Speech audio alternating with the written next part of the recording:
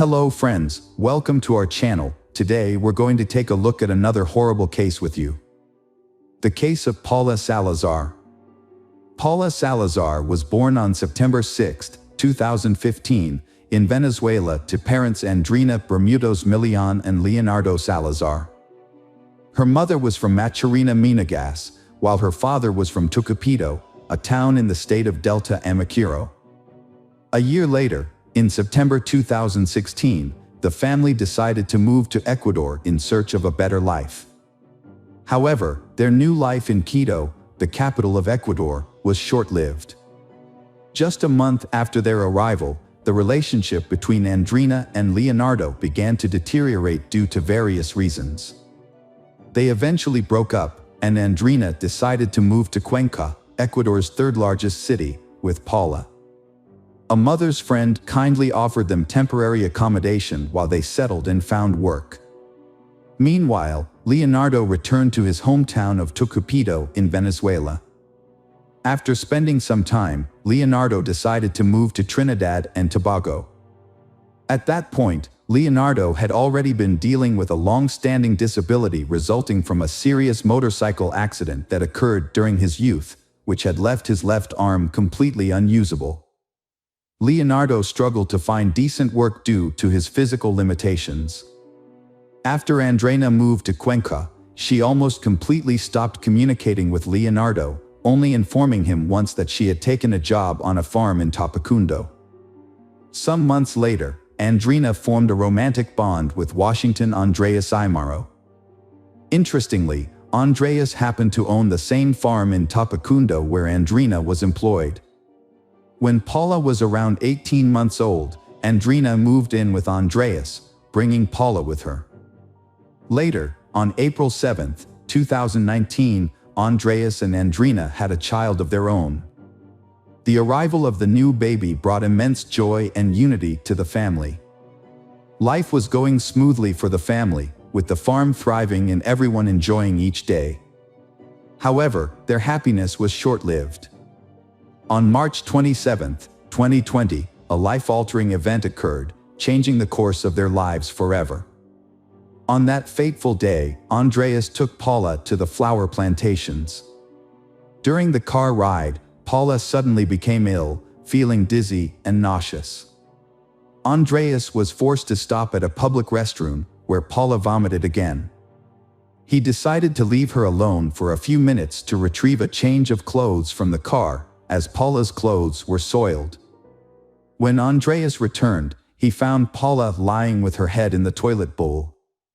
He pulled her out and attempted to administer first aid before rushing her to the hospital. However, by the time they arrived, Paula had already passed away. The doctors who examined her body noticed that Andreas' story didn't add up. They found bruises on Paula's body and face that couldn't have been caused by the events Andreas described. As a result, the doctors contacted the police, who arrived soon after and arrested Andreas as a suspect in Paula's murder.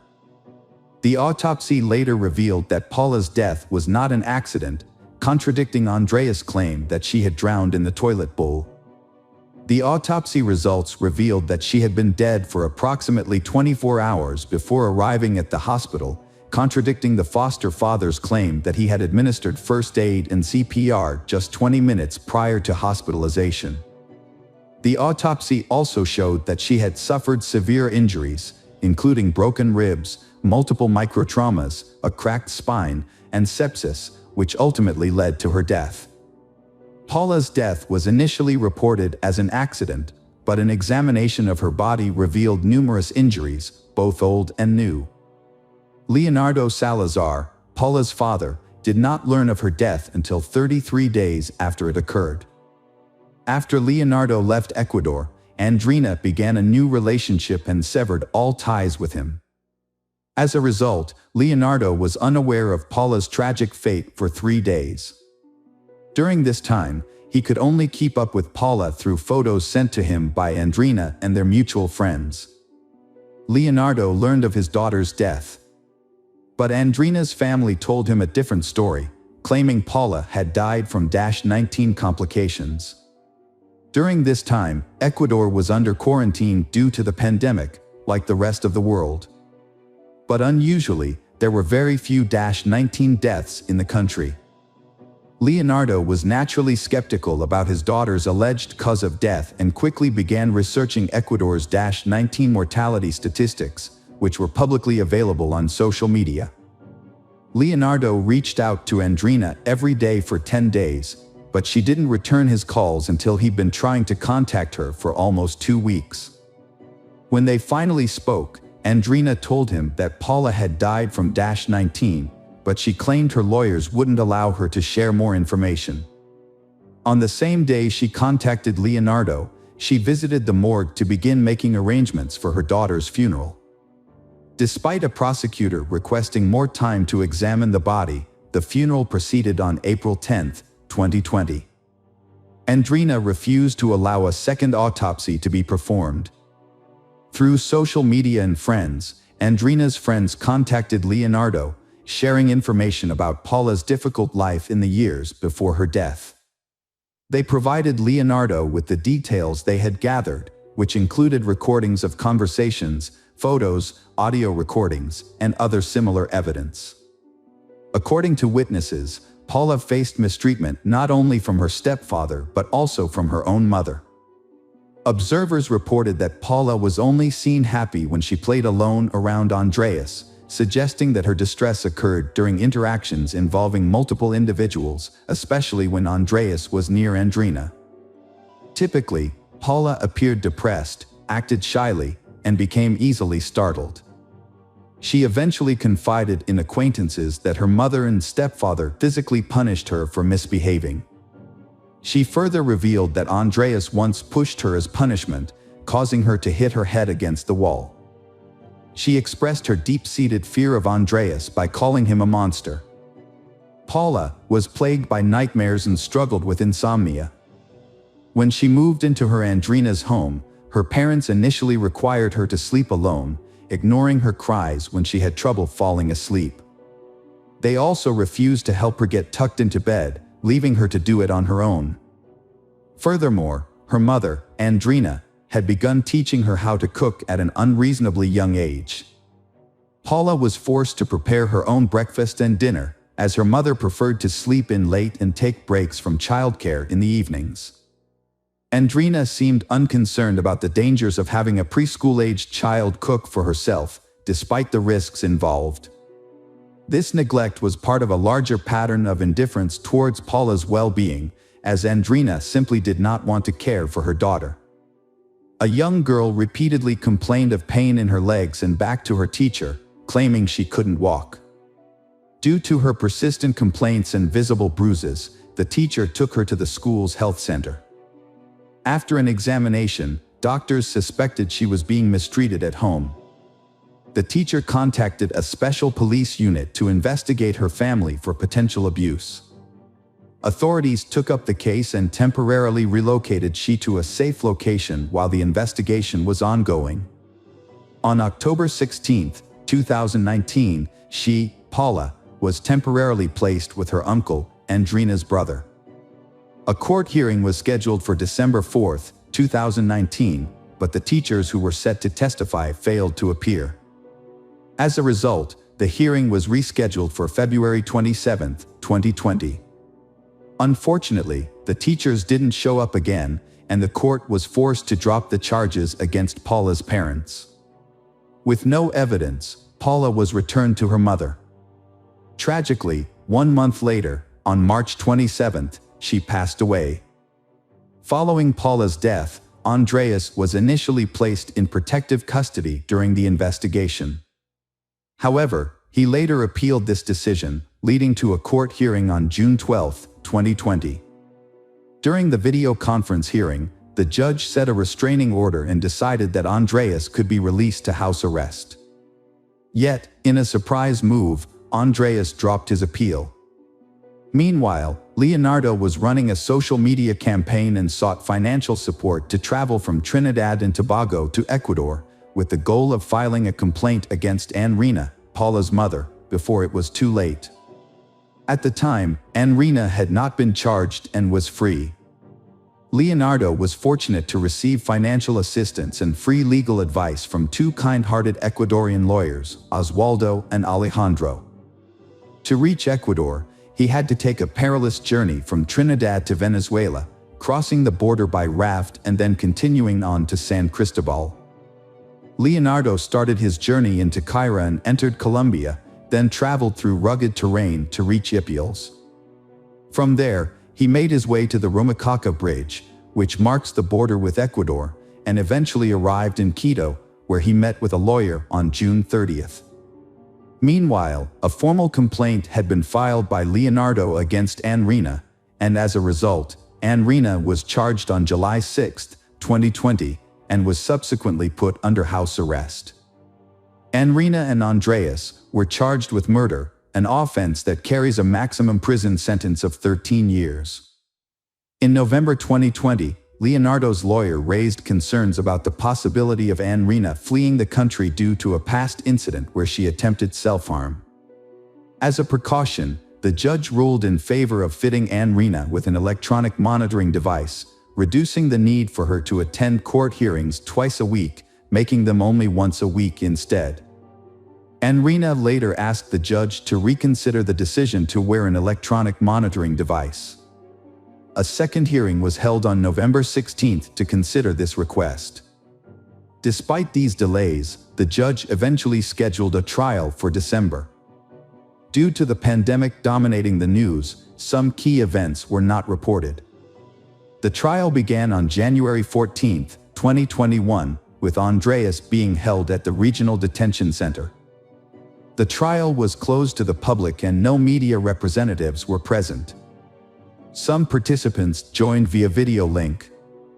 The autopsy report revealed that Paula had suffered severe and brutal injuries, including damaged spinal discs, broken ribs, and previous fractures that had healed. However, the infection that caused her death was a result of injuries she sustained later on. The report also confirmed that Paula had been dead for approximately 24 hours by the time Andreas took her to the hospital. The extent of her injuries indicated extreme cruelty and brutality. Additionally, the autopsy showed that Paula was severely malnourished, underweight, and deficient in essential minerals and nutrients, with her physical condition being significantly worse than expected for her age. Paula's mother, Andrina, dismissed the severity of Paula's injuries and instead implied that Paula's issues were psychological and that she hurt herself intentionally to seek attention. Andrina attributed the change in Paula's behavior to her feeling neglected after her brother was born. Just a few months after Leonardo left Ecuador in 2017, she began to experience abuse. It is likely that the abuse started immediately after her mother, Andrina, started a relationship with Andreas. Over 40 witnesses testified against Andrina and Andreas, confirming that Paula suffered abuse for at least 3 years. At the final hearing before the verdict, Andrina took sole responsibility for the abuse, claiming she was the one who hit Paula with a belt in her fists. She claimed Andreas was innocent and had never mistreated Paula. Andrina also stated that she punished Paula for causing problems in her relationship with Andreas. The judges were concerned about Andrina and Andreas' newborn son, but it was clear that the child had not been abused like Paula. Andreas has chosen to remain silent about the incident since his arrest on February 3, 2021. The trial for Paula's murder was concluded, and both defendants were found guilty. The maximum sentence for this crime is 13 years, but the chief judge considered an aggravating factor. Paula was only 4 years old and unable to defend herself. As a result, the judge sentenced they to 17 years and 4 months in prison. Hello friends, welcome to our channel. Today we're going to take a look at another horrible case with you. The case of Michelle Williams. Michelle was raised in Hurst, a suburb of Dallas, Texas, alongside her younger sister Laura. After their mother left to pursue a better life, their father took on the responsibility of raising them. However, he struggled to provide for the family, often relying on unstable construction work and seeking solace in alcohol. In an attempt to make ends meet, Michelle's father devised and carried out schemes to obtain easy money. He would take jobs at factories, intentionally injure himself, and collect insurance payouts. Although this tactic initially worked, it was eventually exposed with the help of CCTV cameras at one of his workplaces, resulting in his arrest and imprisonment. Growing up in an environment filled with deception and manipulation, Michelle became accustomed to a life of dishonesty. She desperately sought escape from this reality, but the lies and deceit had become ingrained in her way of life, making it difficult for her to imagine an alternative. Michelle longed to grow up quickly and leave her impoverished life behind. By the age of 15, she had developed into an attractive young woman, drawing attention from both her peers and older individuals. Michelle soon discovers that she can use her femininity and charm to influence the men around her and get what she wants. As a result, she enters a series of romantic relationships with various men. At 17, Michelle drops out of school and marries 16-year-old Kenneth O'Brien, telling him she's pregnant. Kenneth takes responsibility for his young wife and unborn child, joining the army to provide for them. They move frequently, having 2 more children, but Michelle grows dissatisfied with their nomadic lifestyle and temporary military housing.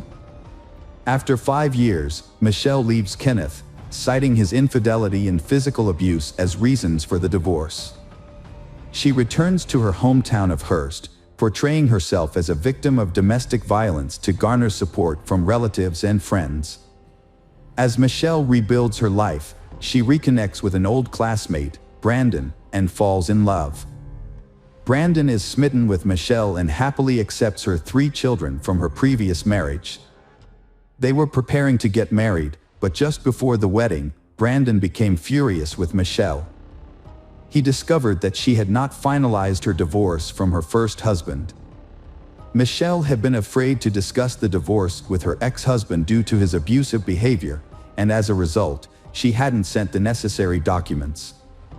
With the help of a lawyer, they quickly resolved the issue, and they was able to get married in 1994.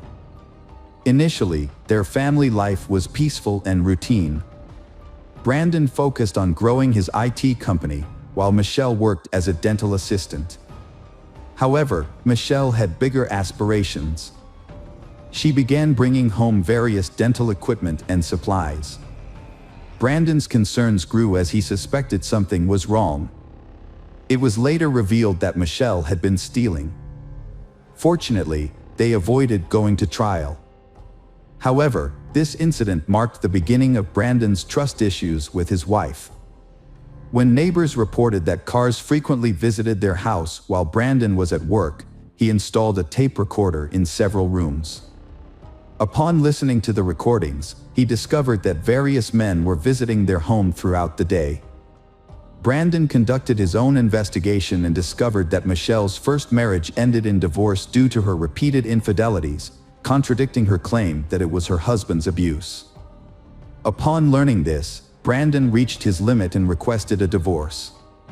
Enraged that Brandon was the one to initiate the split, Michelle sought revenge while he was away at work. Brandon had a valuable saltwater aquarium with thousands of dollars worth of fish. Michelle destroyed it by pouring Comet into the tank, killing all the fish. But that was not the end of her destructive behavior. Brandon's dog, Domino, was also a victim of Michelle's cruelty. She gave the dog sleeping pills, which led to its death. However, this was only the beginning of Brandon's nightmare. Michelle's actions continued to cause harm, and Brandon eventually learned the truth about her when his marriage was ruined. What Michelle did to Brandon was not an isolated incident. Her treatment of other men was even more shocking. It was later discovered that Michelle's first child was the child of her and John Paul Ray, a high school classmate of hers. Instead of telling John the truth, Michelle convinces Kenneth O'Brien that the child is his and he is forced to marry her. For 13 years, Kenneth believed the child was his child and even paid child support from age 5 to 18. After Michelle's divorce from Brandon, she moved in with John, the father of her first child. They lived together in a common-law marriage for 8 years. However, their relationship ended abruptly when John suspected Michelle of cheating on him. Michelle confirmed she was having an affair, which led to John moving out and leaving most of her belongings behind. She then met Greg Williams, a man with a history of marital failures, having been married twice before and having a daughter named Taylor from his previous marriage to Katie. After Greg and Katie's divorce in 2003, they shared custody of Taylor and maintained a good relationship, which made a formal child support agreement unnecessary. Greg was a successful and generous man who seemed like a perfect partner for Michelle. In 2007, Greg and Michelle had a daughter named Michaela, and they got married a year later. Their marriage seemed like the epitome of the American dream, with plenty of money, children, and love. Michelle appeared to have finally achieved the life she had always wanted. Greg came from a family with strong principles and had achieved success through his own hard work from a young age. He was a sports enthusiast and a black belt in martial arts. Both Greg and Michelle owned guns, which they kept in their home in Keller. Michelle kept a silver .40 caliber pistol in a safe, while Greg stored his black LAA .45 caliber gun, always loaded, in a case under his bedside table. Despite their differences, they was committed to making their marriage work. They regularly hosted birthday parties for their children from previous relationships at their home in Keller. Michelle's adult children frequently hosted barbecues and pool parties at their home, which was always filled with friends. Despite their idyllic suburban life and bright daughter, Michelle and her husband Greg didn't fit the traditional American couple mold. They had met through an online forum for those interested in bondage, domination, sadism, and masochism, and their raucous adult gatherings had drawn numerous complaints from their neighbors. On October 13, 2011, at 4:40 a.m., an emergency call was made by a frantic woman, claiming she and her husband had been attacked by an intruder. She reported being injured and her husband shot. Police quickly arrived at the scene, discovered a blaring television and a baby sleeping on the couch inside the house. Michelle's daughter was fast asleep and unharmed during the incident. However, Michelle's behavior raised suspicions among the police officers who arrived at the scene. Despite claiming to have just experienced a burglary and assault, Michelle appeared remarkably calm and composed. Her hair was styled, and she was fully dressed, which seemed inconsistent with her story. The police soon cordoned off the entire gated community and thoroughly searched the home. As the investigation progressed, Michelle was taken to the Keller Township Police Station for further questioning. Over several hours of interrogation, her account of the events began to unravel. Michelle initially claimed that an intruder, dressed in black, had struck her on the head with a wrench. She alleged that she fell to the ground but remained conscious and heard a gunshot. According to her, the intruder then fled through the back door. However, the evidence at the scene contradicted her story.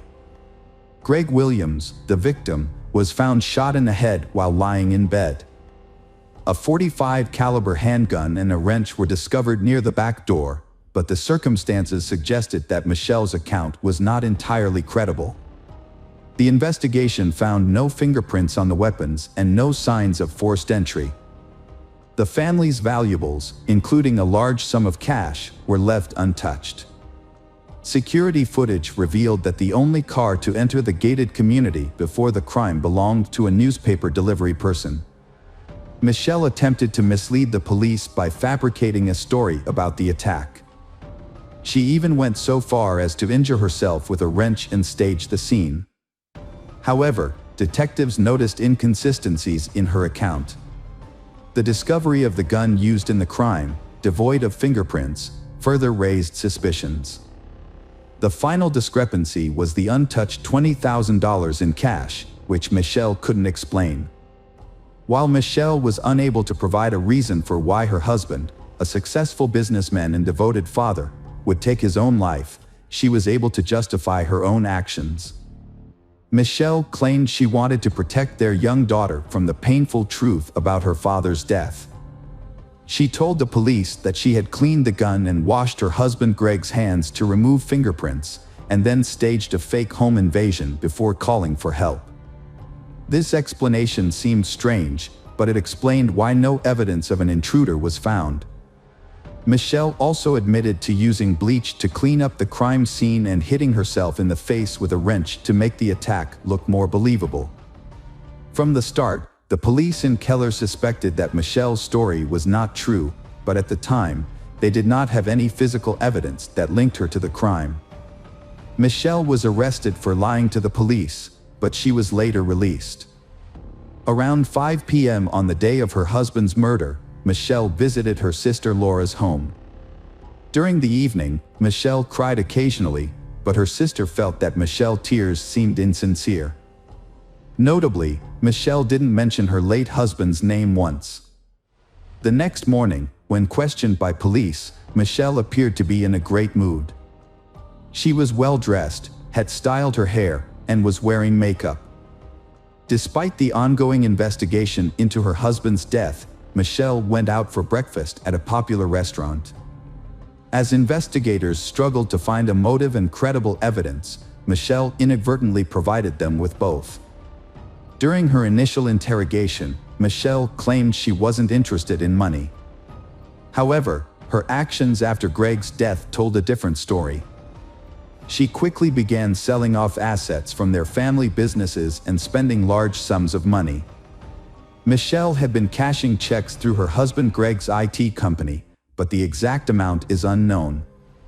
It is likely that the amount was substantial.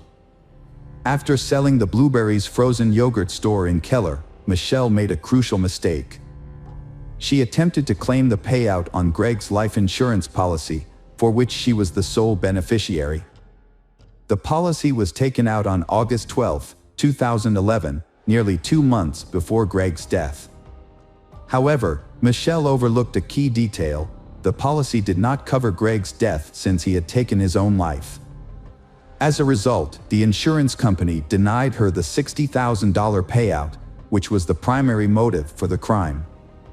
Later, another financial irregularity came to light that raised suspicions about Michelle. It was discovered that she had used falsified financial documents to secure a mortgage loan for the house that she and Greg were planning to buy before his death. The account numbers had been intentionally altered, and the lender did not immediately detect the elaborate scheme.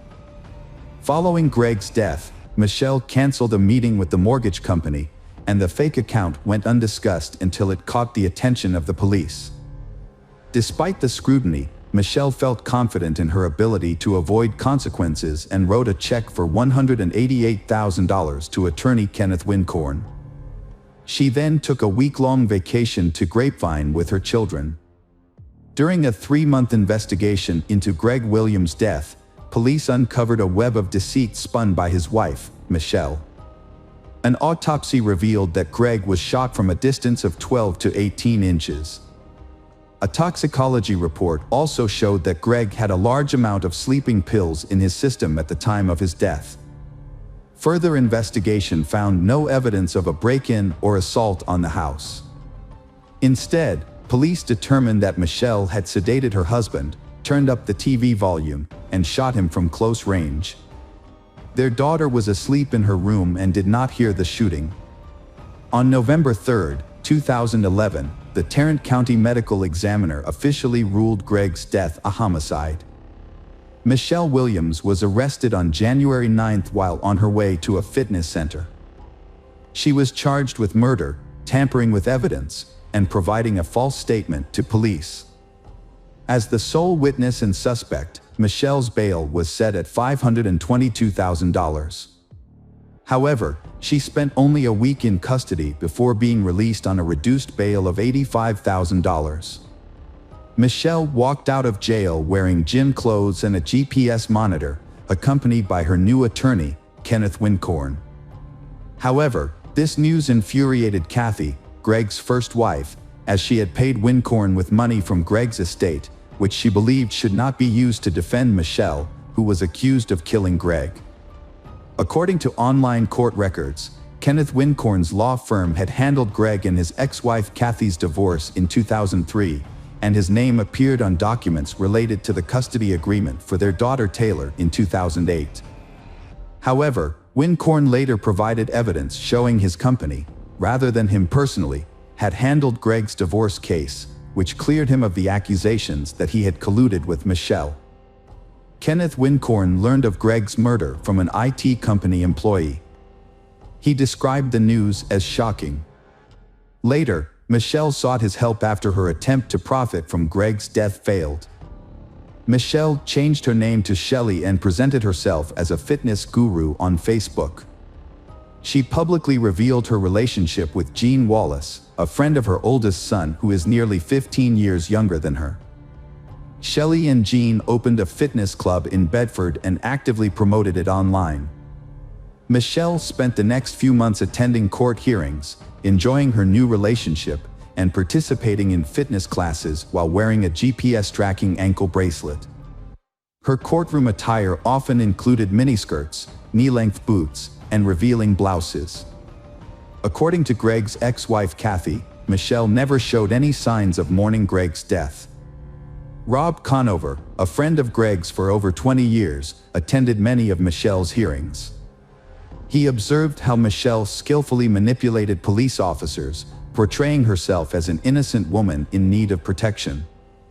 On October 9, 2013, 45-year-old Michelle took a plea deal, pleading guilty to tampering with evidence and deadly conduct.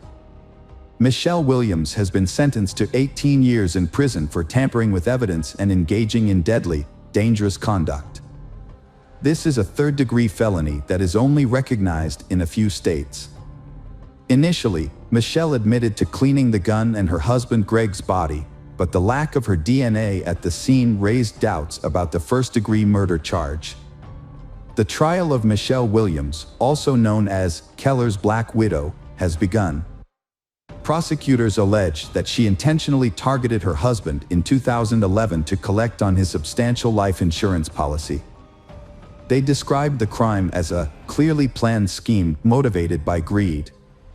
According to prosecutors, Michelle drugged her husband with sleeping pills and then shot him in the head to collect the insurance payout. Michelle admitted to cleaning the gun and Greg's body, but the lack of her DNA at the scene raised doubts about the first-degree murder charge. In a statement, Michelle's attorney, Kenneth Wincorn, highlighted the challenges in the case due to the thoroughly cleaned crime scene. If the jury finds that Michelle tampered with evidence and cleaned up the crime scene, she could receive a life sentence. During the trial, prosecutors stated that in the hours preceding the violent death, Greg Williams had a heated argument with his wife over financial issues. The altercation escalated to the point where he slapped her for spending a significant amount of money intended for a house down payment. In contrast, Michelle Williams' defense team claimed that Greg Williams took his own life. Defense attorney Clay Graham added that Greg Williams frequently struggled with depression and was known to use sedatives and steroids regularly. Michelle Williams' husband, Greg, was found dead with a self-inflicted gunshot wound. Michelle stated that she attempted to cover up the incident to shield her 4-year-old daughter from the truth. Throughout the court hearings, Michelle maintained a composed appearance but showed some emotional response when presented with photographs of her deceased husband. Michelle planned to blame Greg's ex-wife for the crime, claiming it was due to custody disputes. However, this plan was flawed as there were no actual disputes. Michelle's adult son testified against her, revealing she had asked him to assist in framing Greg's ex-wife. After many hours of deliberation, the jury found Michelle guilty of tampering with physical evidence, a felony offense. She received a harsh sentence, 60 years in prison, with the stipulation that she must serve at least 30 years before becoming eligible for parole. Michelle has not expressed remorse for her actions and continues to evade full responsibility for her crimes. She is currently serving her time at Mountain View Prison in Gatesville, Texas. Hello friends, welcome to our channel. Today we're going to take a look at another horrible case with you, the case of Kaylee Mendotti. Kaylee Mandotti was born on August 20, 1998, in Webster, Texas, to parents Tack Mandotti and Allison Steele. Her family enjoyed a comfortable lifestyle, with her mother working as a scientist and her father serving as an international executive director at MGM Resorts. Following her parents' divorce, Kaylee's mother, Allison, married NASA engineer Lawrence Buten, who resided in Houston. Although Kaylee's parents were separated, she maintained a close relationship with her father and regularly stayed in touch. Her stepfather, Lawrence, adored Kaylee and became a loving second father figure to her. Kaylee was an exceptional individual, cherished by her family and friends. She excelled as a student, team member, sister, and companion, spreading joy with her infectious laughter and kind heart. Throughout her academic career, Kaylee consistently demonstrated academic excellence and actively participated in extracurricular activities. Her diverse interests included horseback riding, piano playing, and theatrical performances. As a Girl Scout, Kaylee spent time exploring the Clear Lake neighborhood with friends and embarking on hikes with her parents. Upon graduating with honors from Clear Creek High School in League City, Texas, in 2016, Kaylee continued to pursue her passions. With a deep love for animals, Kaylee volunteered with a group called Animal Therapy. Her adventurous spirit drove her to seek out new experiences, and she aspired to try extreme sports and explore uncharted territories, always seeking thrilling experiences that brought her joy. At 19, Kaylee was a sophomore at Trinity University in San Antonio, studying communications. She was popular, with many friends, and led the cheerleading squad for the football team. Her beauty and charisma drew many admirers. During a football game, she met 22 years old Mark Howerton, a tall, athletic professional baseball player. Initially, Kaylee didn't notice Mark, as she was interested in someone else, Jet. However, Mark was immediately smitten with Kaylee, captivated by her large black eyes and charm. Mark and Kaylee started dating in September 2017, despite their first 2 meetings not going well. Friends thought they were mismatched, as both were emotional and quick-tempered. Their relationship was marked by intense arguments and jealousy. Kaylee often had bruises and was afraid to retrieve her phone from Mark, a disturbing sign of the toxic relationship. The situation gets worse when Mark became aggressive, pulled out a gun, and threatened violence. Kaylee knew about her boyfriend's jealous nature and temper, but she would reassure her friends and ask them not to discuss their loud arguments publicly. However, on September 24, 2017, around 1 a.m., Kaylee's roommates had had enough and called the police due to loud noises and a man yelling and threatening violence coming from Kaylee's room. When the officer arrived, Mark was alone in the room, and Kaylee declined to press charges, downplaying the incident as just a lover's quarrel. Kaylee's friends suspected Mark of using controlled substances, which led to his angry outbursts. They recalled an incident where he threatened to throw Kaylee off a balcony and reported it to the police. Despite their tumultuous relationship, they was deeply in love during calm moments. On October 29th, they attended the Mala Luna Music Festival in San Antonio, a major event with gothic and industrial music. Mark and Kaylee were enjoying a fun time with their friends at a festival until Kaylee's ex-partner unexpectedly appeared, causing tension between Mark and Kaylee. They got into a big argument and left the festival early. Their friends didn't see them again that night. 6 hours later, Mark pulled up to a hospital in his black Mercedes, frantically seeking help. The medical staff found Kaylee unconscious and partially undressed in the front seat. The car was a mess, with her clothes scattered everywhere, and she was slumped forward, unresponsive. The hospital staff rushed Kaylee to the emergency room, where Mark revealed that they had taken illegal substances before the festival. This information helped doctors treat her for a possible overdose. Kaylee was then transferred to a specialized medical facility in Kyle, Texas, where a nurse with expertise in intimate assault cases examined her. The nurse found additional bruises on Kaylee's arms, legs, and ear. Further examination revealed that Kaylee had suffered blunt force trauma to the face and head, which ultimately led to her death. It became clear that Kaylee had been Kaylee of a fatal assault. Police launched an investigation into the death of Kaylee Mendotti, focusing on Mark as the primary suspect since he was the last person seen with her on the night of her death. During police interviews, Mark raised suspicions by repeatedly changing his story and omitting crucial details. Surveillance footage revealed that he and Kaylee had been to places that Mark had not mentioned in his account. As the investigation continued, it was discovered that Mark had a history of aggressive behavior towards Kaylee, according to her friends and family. One of her sisters even expressed fear of him. The police uncovered previous incidents of violence between they, including an instance where Mark hit Kaylee's head against a car window and vandalized her dorm room at Trinity University. When Kaylee's parents learned about Mark's history of abuse, they were devastated. Her mother, Allison Steele, filed a lawsuit against Trinity University, alleging that the school failed to protect her daughter from Mark's attacks.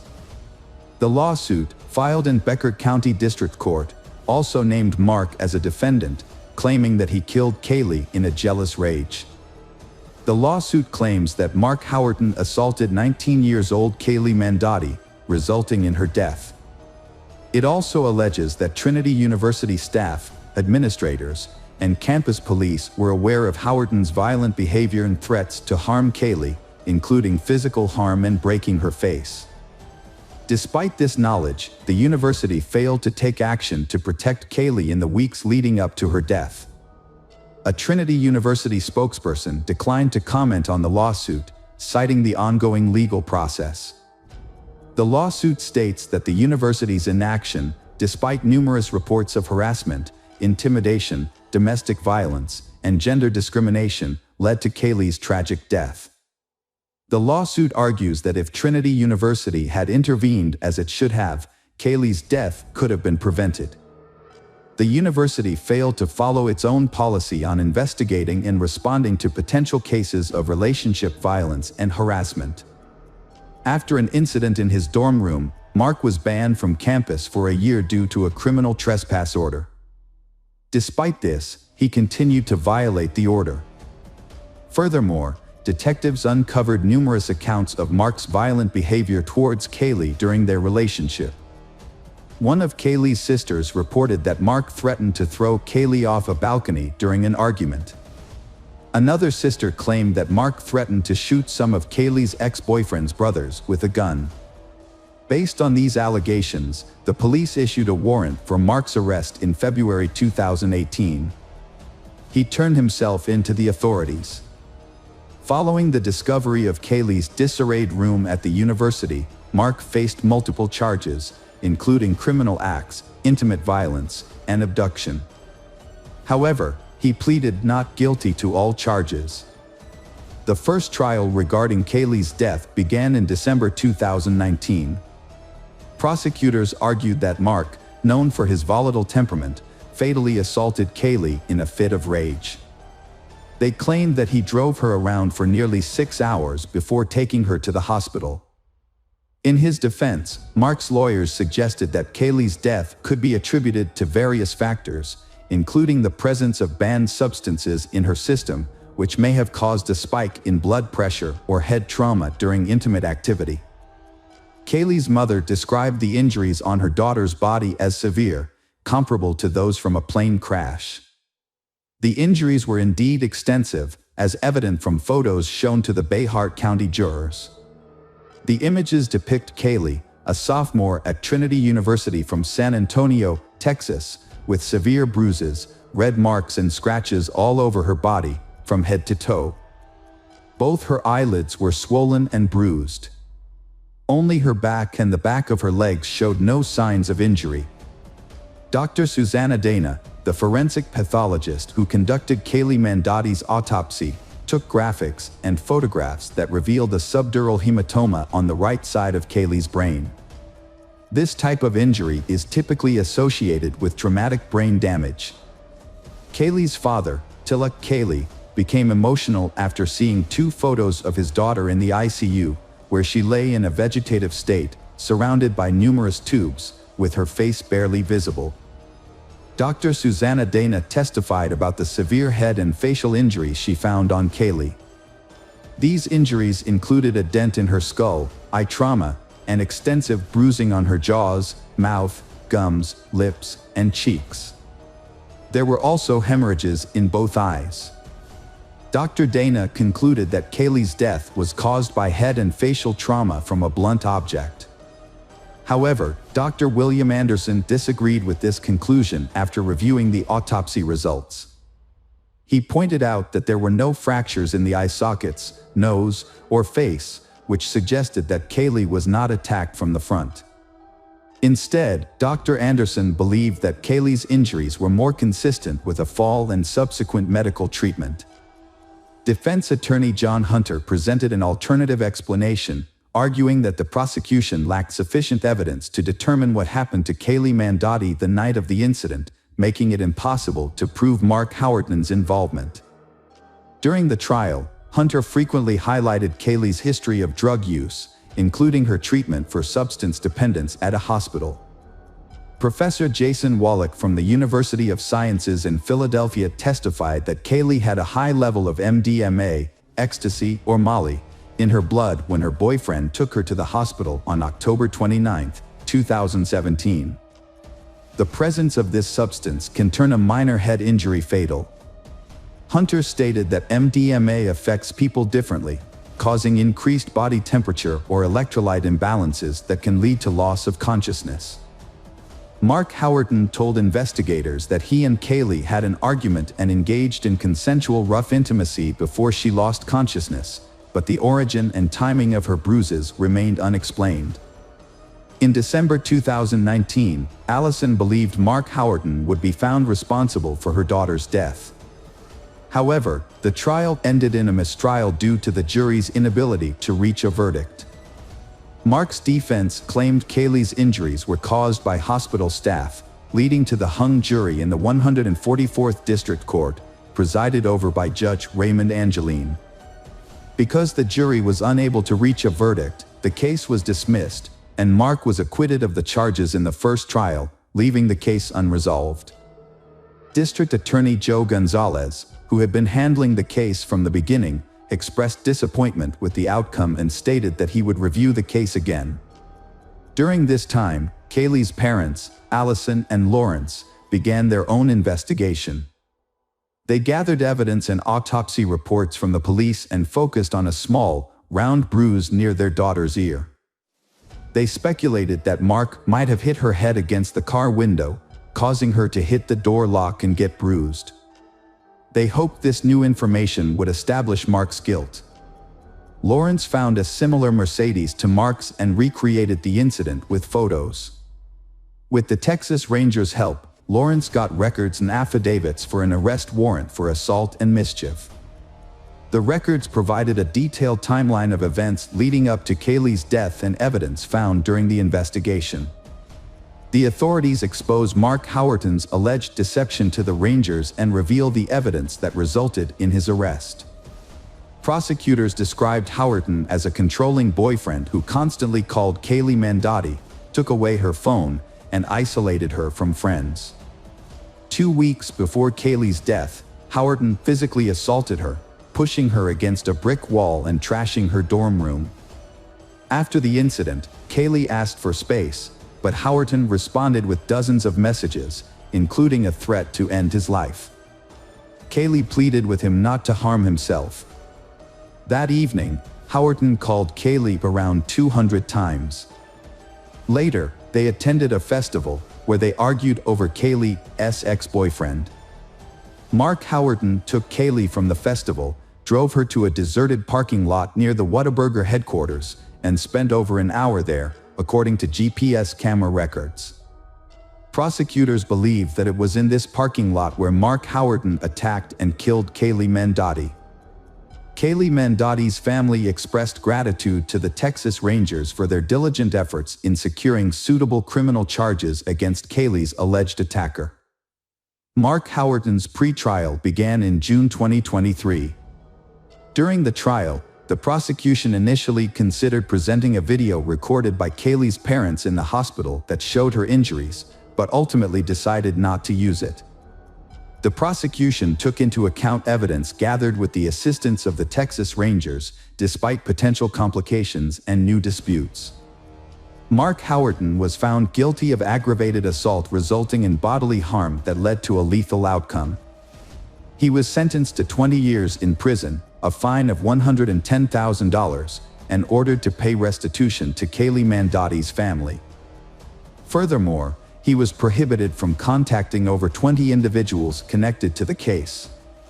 Now over 30 years old, Mark is serving his sentence in the Wilkes County Jail and will be eligible for parole in 2033. The conviction brought some closure to Kaylee's family, but felt the sentence was not enough for their loss. In the second trial, Mark Howerton faced additional charges, including aggravated assault and criminally negligent homicide, on top of the initial manslaughter charge. The prosecution changed its strategy to build a stronger case against him. However, Kaylee's family and prosecutors were unhappy with the outcome and pushed for a retrial. Kaylee Mandotti's tragic story shows the devastating effects of violence on a young life and her family's struggle for justice. Kaylee's story is a powerful reminder of the consequences of violence against young people with promising futures. Despite the conviction, her family believes the verdict does not bring justice for their daughter.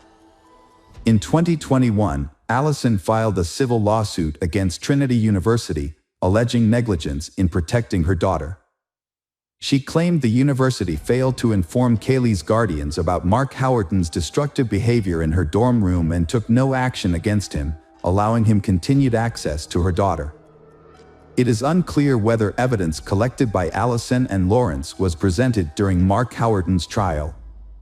However, in 2023, he was found guilty of aggravated assault causing bodily harm, despite being acquitted of the more serious charge.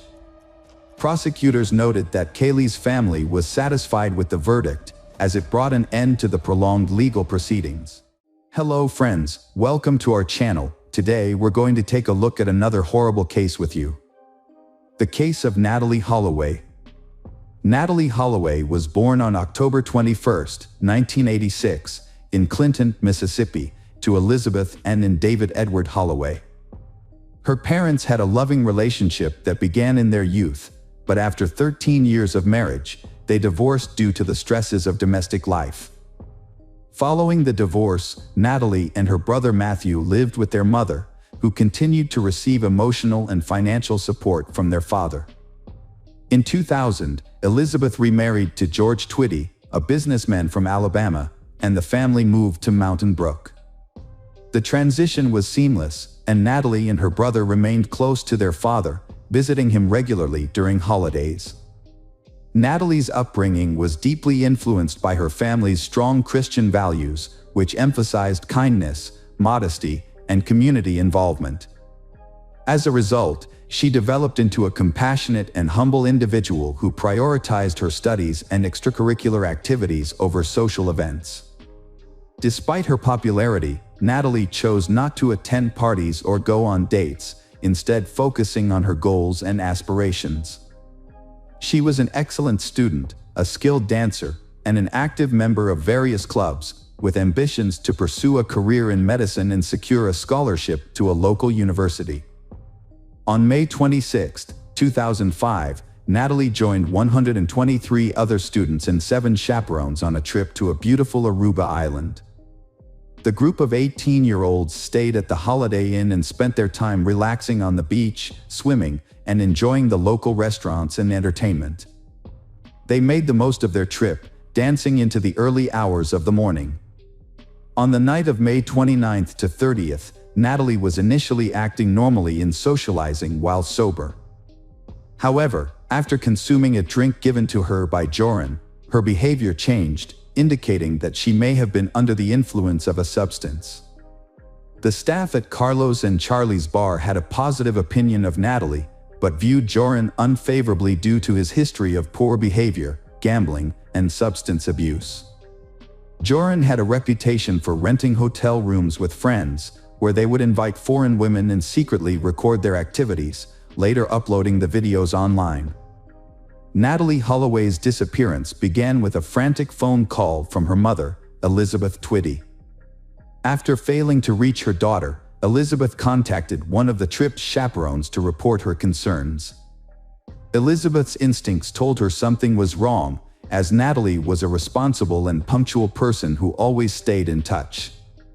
When Natalie didn't return to the airport with the rest of the group on May 30th, Elizabeth's worst fears were confirmed. Her belongings, including her phone and passport, were still at the hotel, but Natalie was nowhere to be found. Elizabeth and her husband quickly flew to Aruba to search for their missing daughter. When Elizabeth arrived in Aruba, she discovered more about Natalie's disappearance than the police had. Unfortunately, the authorities didn't seem to be in a hurry to investigate and initially disregarded Elizabeth's concerns. This type of case isn't unusual in Aruba, and the police appeared to be taking it lightly. They implied that it was common for tourists to miss their flights or lose track of their group, and that Natalie was probably just having fun, drinking, or socializing with new people. Natalie's last known whereabouts were on May 30th at around 1:30 a.m., when she left a bar with a man named Van der Sloot. They got into a car with two other young men, and that's the last time she was seen. Natalie and her friends had been spending time at the notorious Carlos and Charlie's nightclub and casino. On one of those nights, she met a 17-year-old local named Joran, who offered to buy her a drink. He then invited her to visit a lighthouse and see sharks in the area. As they left the club, a silver Honda car driven by the Deepak Kalpo brothers was waiting for them. Elizabeth contacted the police for a second time 4 hours later, and this time she shared some concerning information. As a result, the three individuals were detained. Van der Sloot initially claimed he didn't know Natalie, but eventually admitted he had left the bar with her. According to him, they spent some time driving around, stopped by the beach, and later dropped Natalie off near her hotel. Deepak Kalpo brothers, 18, and the 21-year-old, confirmed Van der Sloot's story. It's worth noting that the three were questioned together by the police, an approach that seems questionable from a law enforcement perspective. Later on, they altered their statements multiple times. Despite his questionable behavior, Joran was never held accountable for his actions. None of the charges against him went to court. It was later discovered that Joran's father, Paulus van der Sloot, was a well-known lawyer who was seeking a judgeship. Apparently, corruption was prevalent in Aruba, allowing individuals like Joran to avoid accountability for their actions. As the investigation continued, David Holloway, Natalie's father, arrived in Aruba and joined the search efforts, which were led by his ex-wife and journalists. As public pressure mounted, it was discovered that the hotel's surveillance cameras did not capture the suspect's car, and there was no footage of Natalie entering the building on May 30th. This revelation contradicted the statements of Joran and the Kalpo brothers, who were subsequently called in for questioning again.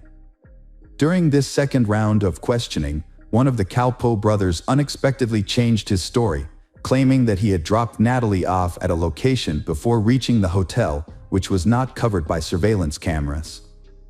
He also added that he had seen a figure in black approaching Natalie, who was later revealed to be one of the hotel's security guards. On June 5th, investigators took into custody the hotel security staff who were working the night Natalie disappeared. 4 days later, on June 9th, detectives arrested 3 people, including 2 of the Kalpo brothers, due to suspicious circumstances. While in jail, one of the security guards learned something important from the Kalpo brothers. Satish admitted that he and his brother Deepak had lied to protect their friend Joran. In reality, they had left Joran alone with Natalie on the beach and had gone their separate ways. The security guards were released on June 13th. A few days later, on June 17th, police detained Steve Gregory Cruz, a DJ who had worked on yacht parties, because they suspected he might be involved in Natalie's disappearance. On June 22, Paulus van der Sloot, Joran's father, was questioned and detained by police, but he was released on June 26 along with Steve Cruz because there was not enough evidence. Joran later changed his story again, this time blaming the Calpo brothers for Natalie's disappearance. He claimed that he had said goodbye to Natalie near his home and that she had left with the brothers. However, his new story was not believable. The Calpo brothers' lawyer responded to Joran's accusations. After a short trial on July 4, the Calpo brothers were released from custody. At the same time, Joran's time in custody was extended by 2 more months. Despite the growing evidence, the police seemed to be ignoring Joran's possible involvement in Natalie's disappearance. Joran van der Sloot was born on August 6, 1987, in Arnhem, Netherlands, to Paulus van der Sloot, a lawyer, and Anita van der Sloot-Hugen, an art teacher. He was one of 3 brothers in a large family that moved to Aruba in 1990. Joran grew up on the island, where he attended the International School of Aruba and excelled academically. He also developed a passion for sports, particularly soccer and tennis, and showed promise in these areas. Joran's family life was complicated. As a child, he was closer to his father, but his relationship with his mother was strained.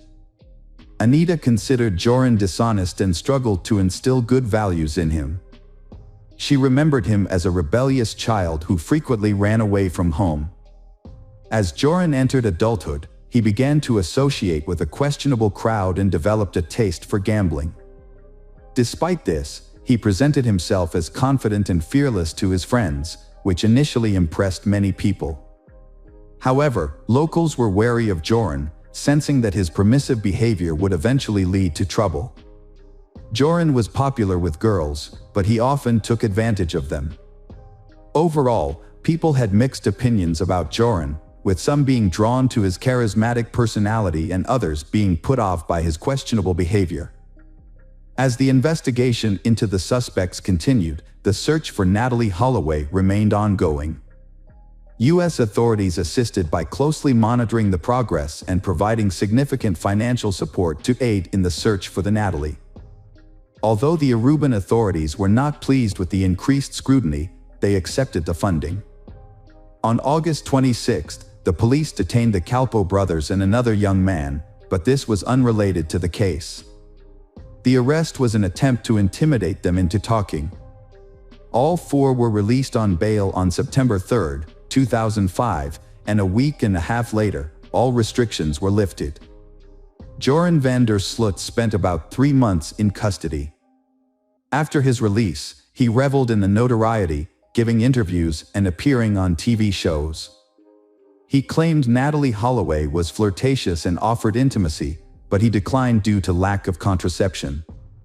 When questioned about his credibility, Joran threw a glass at the interviewer, showcasing his impulsiveness and aggression. According to the recorder, Joran van der Sloot was confessing to witnessing Natalie Holloway's death on the beach in Aruba. He claimed they were intimate before she lost consciousness, and despite trying CPR, she died. Van der Sloot said he and a friend disposed of her body at sea. Despite the damning recording, Van der Sloot again avoided consequences, quickly denying his statement after it aired.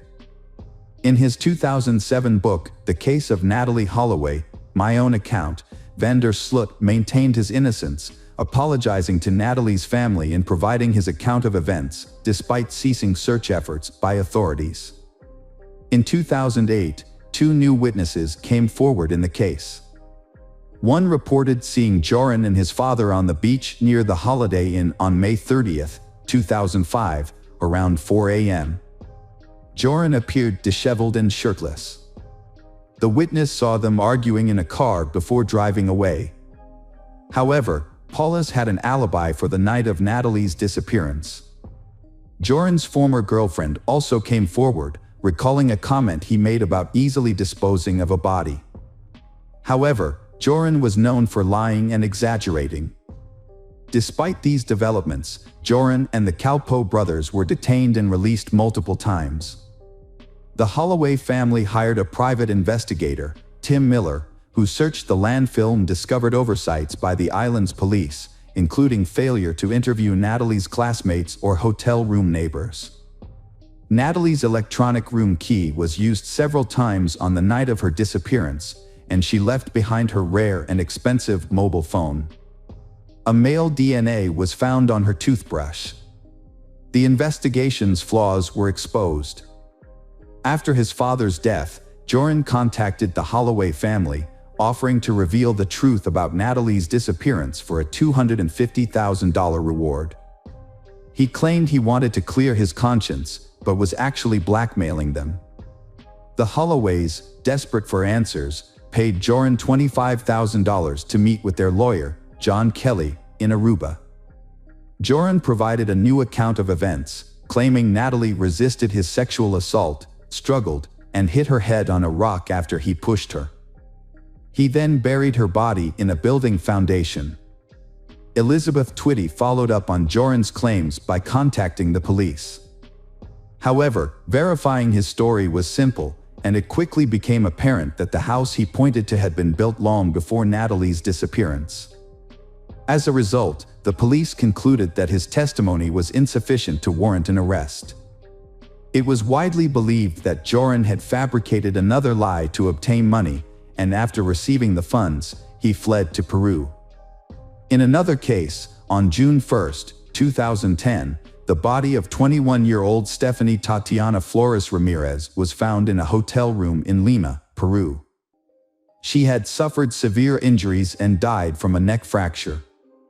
The case drew significant media attention due to the victim's father being a well-known businessman and former Formula One driver. Surveillance footage quickly identified the perpetrator. Surprisingly, the perpetrator was Joran van der Sloot. He was arrested and taken into custody. He claimed to have met Stephanie at the Atlantic City Casino on May 30th, where they played poker together. They then decided to continue their time in his hotel room, where they gambled at an online casino. Stephanie discovered disturbing information on Joran's laptop while he was in the bathroom. She learned that he was a suspect in the disappearance of Natalie Holloway, which frightened her and made her want to leave. However, Joran caught her and became enraged when he realized what she had found. He physically attacked her until he was certain she was dead. After the attack, Joran showered and left the scene, instructing the staff not to disturb Stephanie, falsely claiming she was sleeping. Her body was found 3 days later, on June 3rd. Joran was caught on June 4th while trying to flee to Chile and subsequently confessed to the crime. The news of the murder shocked the U.S., especially given that it occurred exactly 5 years after Natalie Holloway's disappearance. Elizabeth Twitty, Natalie's mother, was moved by the news, saying that justice had finally been served, but at a terrible cost. On January 11, 2012, Joran van der Sloot was sentenced to 28 years in prison for Stephanie's murder and ordered to pay the Ramirez family $75,000 in compensation. Joran was first imprisoned at Pedras Gordas, but was later moved to Chalip Paula in 2014. During his incarceration, he married a Peruvian woman he met in 2010 while she was visiting another inmate. She believed that Joran had genuinely changed and become a better person, describing him as attentive and gentle during their time together. However, this proved to be a facade, as Joran was actually using her for his own benefit and showed no remorse for his past actions. Meanwhile, Natalie Holloway's family was seeking closure. In June 2011, her father, David Holloway, filed a petition in an Alabama court to have Natalie declared legally deceased. Natalie's mother opposed this move, holding on to the hope that Joran would eventually confess to the crime and face trial. After 2 hearings, Judge Alan King ruled in favor of the declaration, stating that all necessary requirements had been met. On January 12, 2012, the court officially declared Natalie deceased. On June 8, 2023, van der Sloot was extradited to the United States and taken to the Hoover City Jail in Alabama.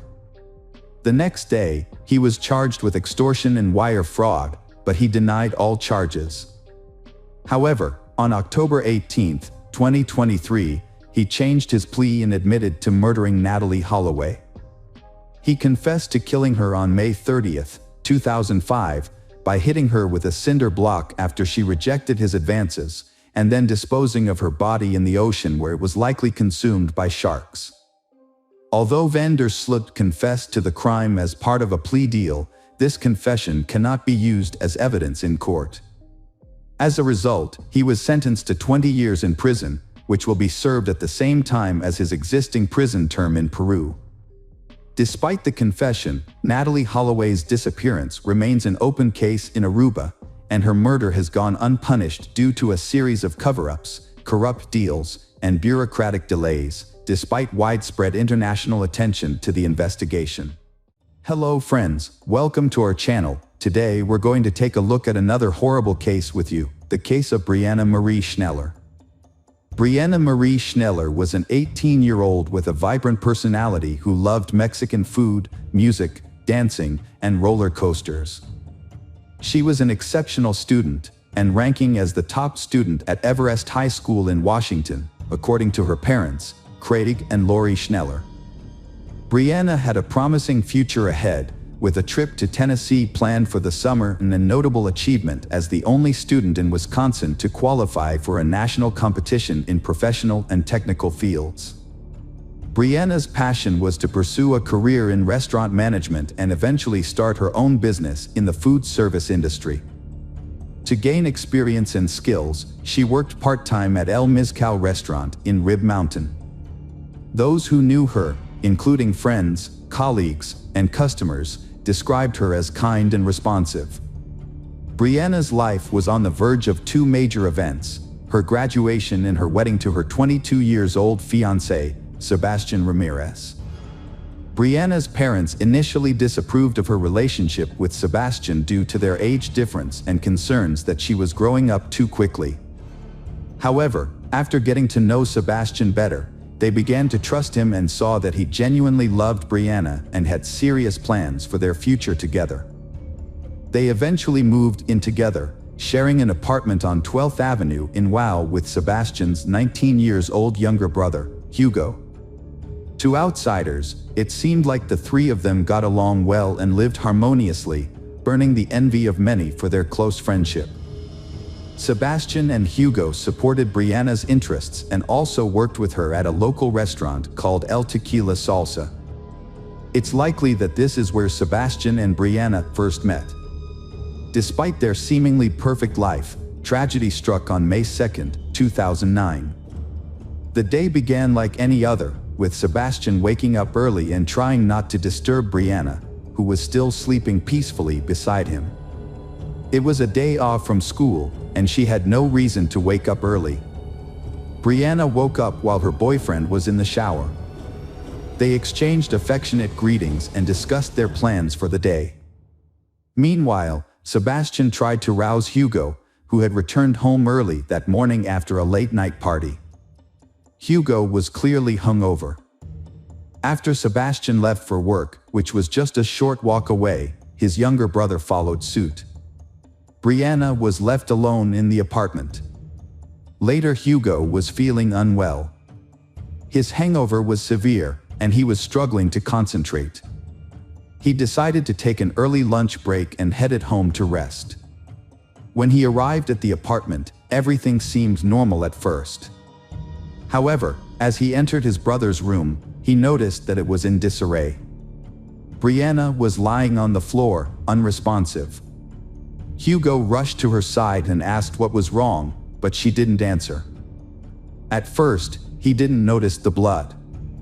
Hugo discovered a horrific scene when he removed a towel covering a woman's face. Her severe injuries had left Hugo almost unrecognizable, and he was utterly shocked and overcome with grief at the sight of her. Despite his distress, he knew he had to act quickly and ran to his neighbor's apartment on the floor below for help. The neighbor, a woman, called emergency services at 1:30 p.m., who was too distraught to speak clearly. The emergency operator received the call and was told that she was the girlfriend of Sebastian. She was lying on the floor, severely injured with cuts all over her body and a badly disfigured face. The operator was informed that she showed no signs of life. Police and paramedics rushed to the apartment building after receiving a call. When they arrived, they found a crowded parking lot, but one person stood out, Hugo Ramirez. He approached the officers and led them to the apartment where the incident occurred. Inside, they found a disturbing scene. Brianna's body was severely injured, with deep stab wounds on her chest, neck, and wrist. Hugo was visibly shaken and could barely speak as he led officers to the apartment. He simply pointed to Brianna's body, and the officers took note of the scene. The officers asked Hugo to leave the room so that forensic specialists could begin their examination. The specialists observed that the blood on the floor had already started to dry, suggesting that Brianna's body had been there for some time. It was clear that she had tried to defend herself, as evidenced by the defensive cuts on her arms. However, the attacker had overpowered her, leaving behind a crime scene with a significant amount of evidence. The forensic team found several key pieces of evidence, including a bloody iron on the floor, which appeared to have been used to strike Brianna's face. The iron was broken, with pieces scattered nearby. 2 knives were found in the bathroom sink, one of which was missing its sharp tip. Blood was also found on the soap, suggesting that the attacker had washed their hands after the crime.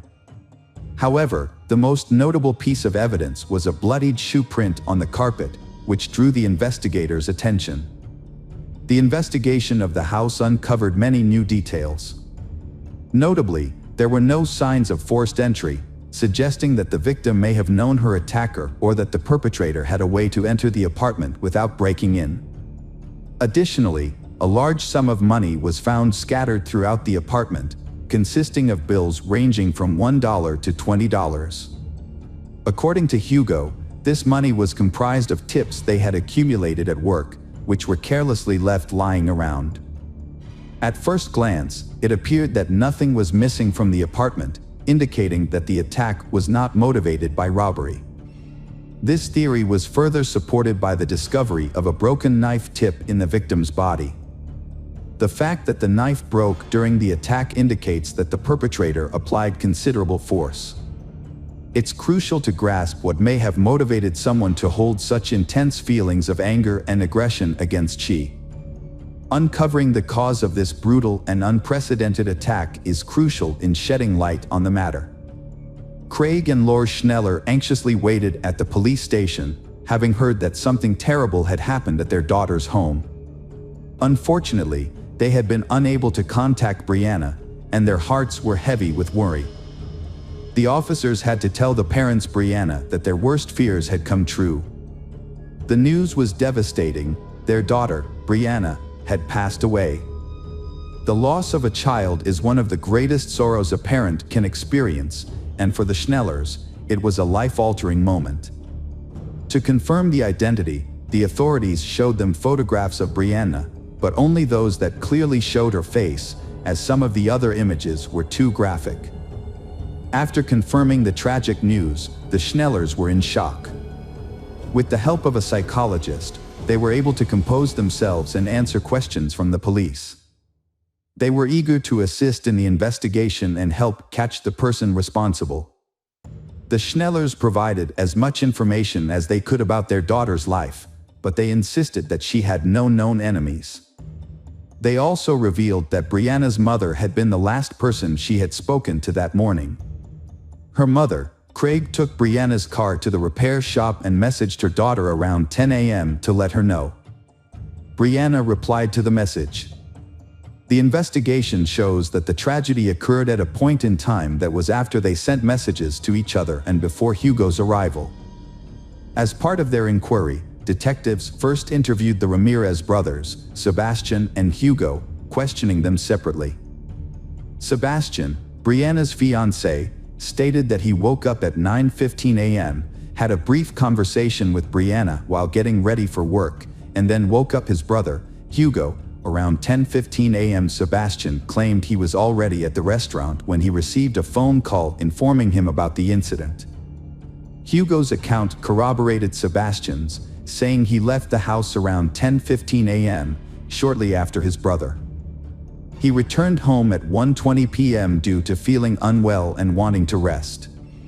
When Hugo found Brianna's body, his reported illness and fatigue vanished almost instantly. The events that followed were a daze. He was so shocked that he couldn't think clearly about how to respond. His mind went blank, and his hands shook uncontrollably, prompting him to seek help from a neighbor. The Ramirez brothers' accounts were believable, and their distress seemed authentic. Nevertheless, the police had seen convincing performances before, so they needed concrete evidence to confirm their innocence. It was possible that one of the brothers was involved in the crime, and the other was covering for him. To investigate this, detectives asked about their relationships with each other. Sebastian expressed his love for Brianna and his excitement for their upcoming wedding. Hugo was questioned about whether he had any issues with Brianna or if they had argued, but he denied it. Hugo also explained that while he found her attractive and charming, he had no romantic intentions towards her because he valued his good relationship with his brother and would never jeopardize his happiness. Brianna was like a sister to Hugo. And after hours of questioning, neither Hugo nor Sebastian raised any suspicions. The police took DNA samples from the brothers and allowed them to return home. To verify the brothers' alibis, detectives spoke with employees of El Tequila Salsa restaurant and reviewed the restaurant's security footage. The brothers' accounts checked out, and the possibility of a domestic-related crime was ruled out. The investigation continued, and the question remained, who could have committed such a heinous crime against an innocent young woman? Was there a predator lurking in the city who had been watching Brianna and waiting for the perfect moment to strike? The police considered this possibility as they analyzed the evidence. The autopsy results confirmed the police's initial suspicions. The sequence of events was reconstructed as follows. Brianna was first hit on the head with a blunt object, likely an iron, which caused a severe injury. The perpetrator then cut her throat and inflicted multiple stab wounds to her body. The attack was extremely violent, with so many wounds that even experts couldn't count them all. At least 2 of the injuries were fatal. DNA from an unknown source was found under Brianna's fingernails, indicating that she struggled and resisted her attacker. Initial reports that nothing was missing from Brianna's home were later found to be incorrect. Brianna's phone had actually been taken, and Sebastian was the one who discovered its loss and informed the detectives. This new information became a crucial lead in the investigation. The police learned from the phone provider that the phone was still active and obtained its location. Surprisingly, the phone was found to be nearby, specifically on the premises of the restaurant where Sebastian and Hugo worked. This revelation added complexity to the case, given the brothers' solid alibi and the suspicious circumstances surrounding the missing phone. The detectives rushed to the location and found that the phone's coordinates led them to the parking lot of a shopping center that housed the restaurant. A search of the area revealed that the phone was likely in one of the trash bins. After a brief search, a plastic takeout bag with the logo of El Tequila Salsa was found in a container. Inside the bag were the victim's phone, 2 mismatched gloves, and a pair of women's underwear. One of the gloves had a blood stain. The bag and its contents were sent to the lab for further analysis, which could potentially yield fingerprints or DNA from the perpetrator. After seeing a photo of the bag's contents, Sebastian identified his girlfriend's underwear. The police then questioned the restaurant staff multiple times. On May 5th, they asked everyone to provide a DNA sample and checked for any scratches or injuries. They also carefully reviewed all the surveillance footage, both inside and outside the building and nearby businesses. The police had a challenging task to figure out who had thrown away the bag. A kitchen worker initially caught the investigators' attention because he arrived late to work after Brianna had already been found lifeless. However, he had a solid alibi. He had been pulled over for speeding on his way to the restaurant. Reviewing the security footage was crucial to the investigation, which led them to another suspect, Raul Ponce Rocha, the 24-year-old kitchen manager. On the day of the crime, Raul left the building at 10:18 a.m. wearing a brown hoodie and returned 35 minutes later, at 10:53 a.m., without it. When questioned, Raul explained that he had gone to pick up his friend Luciano, a dishwasher at the restaurant, who lived in the same building as Brianna and her colleagues. Raul claimed the trip took about 20 minutes, but there was a 15-minute gap in his timeline that he refused to explain. Luciano corroborated Raul's story, stating they drove straight to work without stopping. Nevertheless, the detectives remained skeptical about the unaccounted 15 minutes and Raul's suspicious behavior. Raul Ponce Rocha, the manager of El Tequila Salsa, had raised suspicions due to the cuts on his hands, which he claimed were from working with knives. However, there was not enough evidence to detain him at that point. Further investigation revealed that on May 2nd at 1:16 p.m., a single employee had exited the back door of the restaurant, and at the same time, only one person had approached the trash bins. This led to the quick identification of the suspect, who was surprisingly Raul Ponce Rocha, not Sebastian or Hugo Ramirez as initially suspected. A search warrant was obtained for Raul's home, and the search uncovered some peculiar items. Under his mattress, investigators found 4 pairs of women's underwear, several adult videos, a brown hoodie, and a glove similar to the one found in the trash bin. On the same day, Raul's DNA samples were sent for comparison with those found on the plastic bag, and a strand of female hair found on his clothing was also analyzed. All the evidence pointed to Brianna. It was only a matter of time before the test results confirmed the match. Raul was eventually arrested on suspicion of first-degree murder. Sebastian was stunned when he learned that a suspect had been identified in the brutal crime. He had trouble believing that his co-worker, Raul Ponce Rocha, could be capable of such a heinous act. What motivated Raul to commit this crime, especially since he barely knew Brianna? Sebastian's impression of Raul was that he was a friendly and harmless person. The mystery began to unravel in 2011 when Raul stood trial. Despite a lengthy investigation, Raul consistently denied any involvement in the crime and never admitted guilt.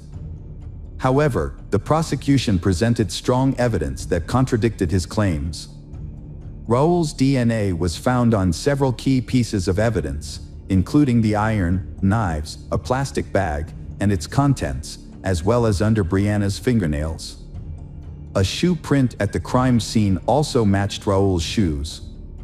The evidence pieced together the events of May 2, 2009. On his way to work that day, Raul passed by Brianna's house, a place that had long fascinated him. Assuming she was out, since her car was not in the driveway, he took advantage of the opportunity to break into her apartment and take what he wanted. Raul had a disturbing habit of collecting women's underwear, with evidence found hidden under his mattress. On the day of the incident, Raul left work, supposedly to pick up his friend Luciano, but instead entered Brianna's apartment without warning. He easily gained entry, suggesting he may have had a key, and went directly to Brianna's room, where he began rummaging through her belongings. When Brianna confronted him, Raul was likely caught off guard and feared being recognized. Panicked, he grabbed the nearest object, an iron, and used it to strike her. He then escalated the violence by slashing her throat with a knife and inflicting multiple other injuries. The investigation found that the killer appeared to take pleasure in the brutal act, as evidenced by the numerous and excessive wounds inflicted on the victim. The attacker also used multiple knives during the assault. After committing the crime, Raul attempted to cover his tracks by washing his hands and removing his jacket, which was likely stained with blood. He then calmly returned to work, pretending nothing had happened, and drove Luciano to the restaurant as planned. Raul took advantage of the lunch break to dispose of the evidence bag in a trash bin, which was captured on the kitchen's video recordings. Before the trial, Raul admitted to meeting with Brianna but claimed he didn't kill her. However, he suspected someone else might have and named a former restaurant employee. Raul stated that he saw this acquaintance, Sergio, at Brianna's house on the day she died. This confirmed that Raul had indeed entered the Ramirez apartment. However, when Raul left, Sergio stayed behind and had an argument with Brianna. Raul's statement raised more questions and led to further investigations. The authorities verified the information and managed to contact Sergio, who was abroad at the time. Sergio appeared at the trial and testified that he was not involved in Brianna's death. He proved that he was not in the country on the day of the crime, as he had left weeks earlier to care for his ill father in Mexico. It became clear that Raul had hoped to falsely accuse Sergio and create doubt among the jurors. However, his plan failed, and Raul's actions showed that he had no qualms about accusing an innocent person of a heinous crime, and he felt no remorse for his actions. The trial of Raul Ponce Rocha drew a large crowd, including Brianna's family members and her friends Sebastian and Hugo. The young men struggled to keep their emotions in check, prompting officers to intervene multiple times to restore calm. In the end, Raul was found guilty of murdering Brianna Schneller and burglary, and was sentenced to life in prison without the possibility of parole. He is currently serving his sentence at a correctional facility in Wisconsin. After the verdict, Brianna's father expressed his gratitude that justice had been served. He shared that he still keeps a Father's Day card Brianna gave him and cherishes every memory of her. Hello friends, welcome to our channel. Today we're going to take a look at another horrible case with you, the case of Ilana Frick. Ilana Christina Frick was born in September 1977 in Windsor, Ontario, to George and Anna, who had immigrated to Canada from Croatia in the early 1970s. She was the younger of two daughters, with an older sister named Caroline, with whom she was extremely close. Ilana's birth was considered a miracle by her parents. Her mother, Anna, had faced serious health complications after her first pregnancy, and doctors had told them that Anna would likely never conceive again. Anna and George made a significant effort to ensure their daughter's well-being and meet their needs, in spite of the difficulties they faced.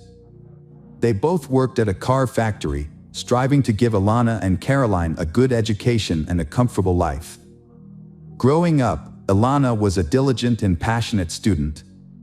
She spent most of her free time reading, also found time to attend dance classes, practice gymnastics, and compete in track and field events. During her summer breaks, Ilana chose to work to help support her family, often working in cornfields and learning to manage her finances wisely. As she progressed through school, Ilana excelled in math and science, and by the time she reached high school, she had set her sights on a career in medicine. Ilana graduated at the top of her high school class and was accepted into a prestigious medical university. Around the same time, she started dating Matthew Ryan, a classmate from high school who was also studying in the same department. They maintained a long-distance relationship after graduation, with Ilana moving to Ottawa to pursue a residency program at the university.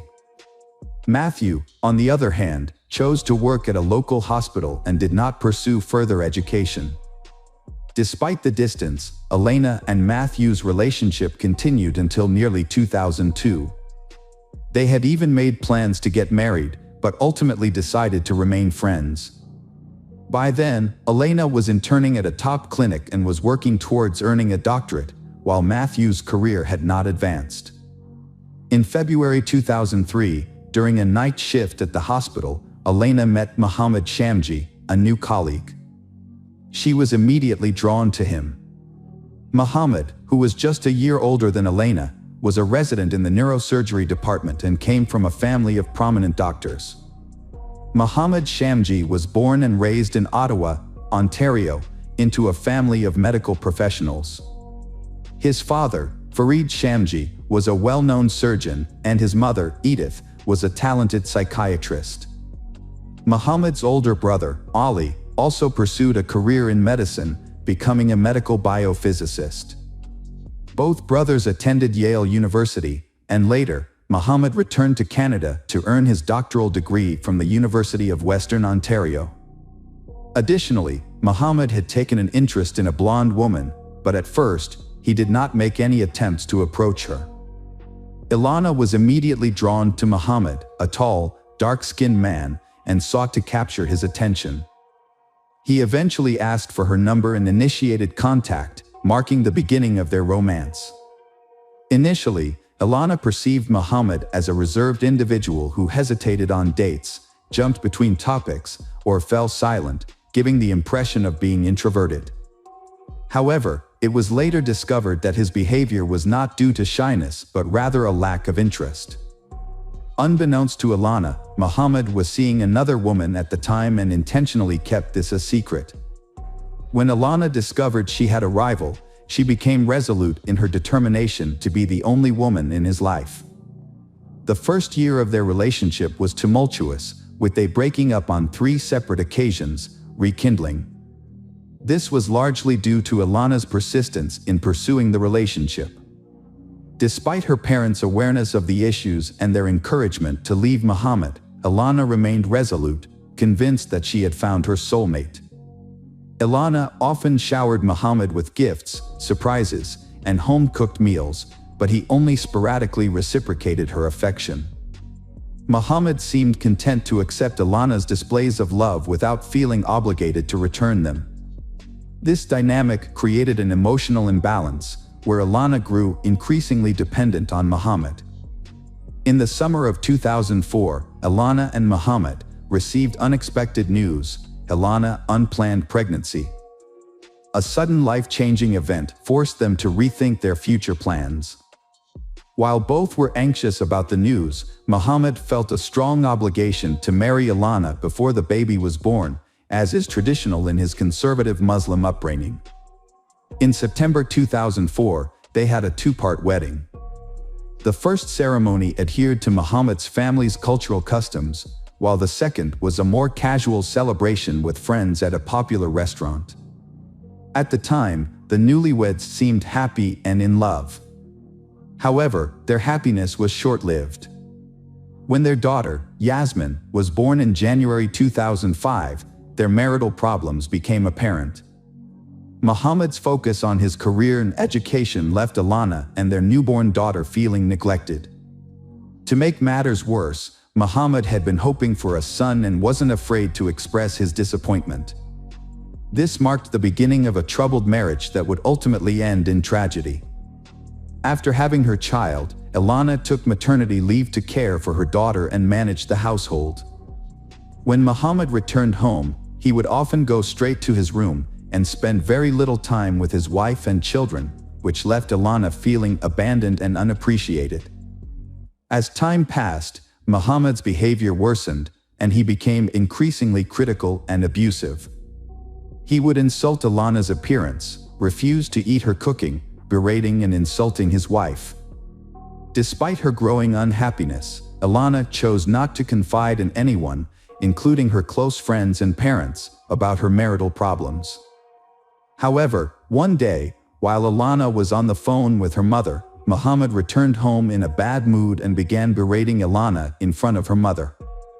Ilana's mother tried to defend her, but Muhammad shifted the blame onto Ilana, claiming she was responsible for their troubled marriage.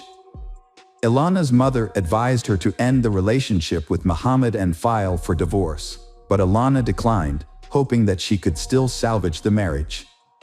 Unfortunately, Muhammad's actions worsened, and he started physically harming Ilana on top of the verbal abuse she had already been enduring. The situation reached a boiling point in the summer of 2005 when Muhammad punched Ilana in the face, breaking her nose. Fearing for her safety and that of her child, Ilana fled to friends and reported the incident to the police, finally deciding to end the marriage and leave Muhammad for good.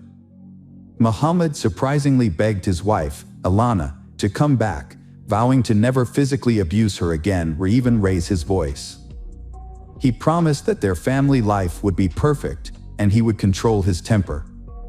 However, Muhammad's sudden change of heart was motivated by self-interest. As a young neurosurgeon, he was about to start at Duke University, working towards his doctorate, and a criminal conviction would ruin his promising medical career. Muhammad's primary concern was his own future, but he successfully convinced Ilana to drop the charges against him. She even agreed to follow him to North Carolina, where he would pursue his studies. Ilana's loved ones were confused when she didn't leave her husband despite the difficulties she was facing. Instead, she moved to another country with Muhammad. When they encouraged her to reconsider, she stood her ground. When the family settled in the US, life appeared more tranquil for a time. Muhammad earned a highly competitive spot in an elite engineering program. Meanwhile, Ilana joined Duke University on a full tuition scholarship. Their relationship grew stronger and became more confident in their decision to have more children. After the arrival of their daughter Fiza, they welcomed another child. Unlike their son's relatively smooth birth, Fiza's delivery was more challenging. The new addition to the family brought immense joy, and they felt grateful for their family growing closer. What secrets lay hidden behind the perfect facade of this family? In the late summer of 2009, Ilana and her husband, along with their children, returned to Ottawa, Canada, and settled back into their home. Ilana, however, soon ended her maternity leave and secured a job as a family doctor at a renowned hospital, quickly building a solid reputation. Her husband, meanwhile, juggled work, studies, and teaching at a university. As social media gained popularity in the late 2000s, they started a personal blog that portrayed them as an ideal family.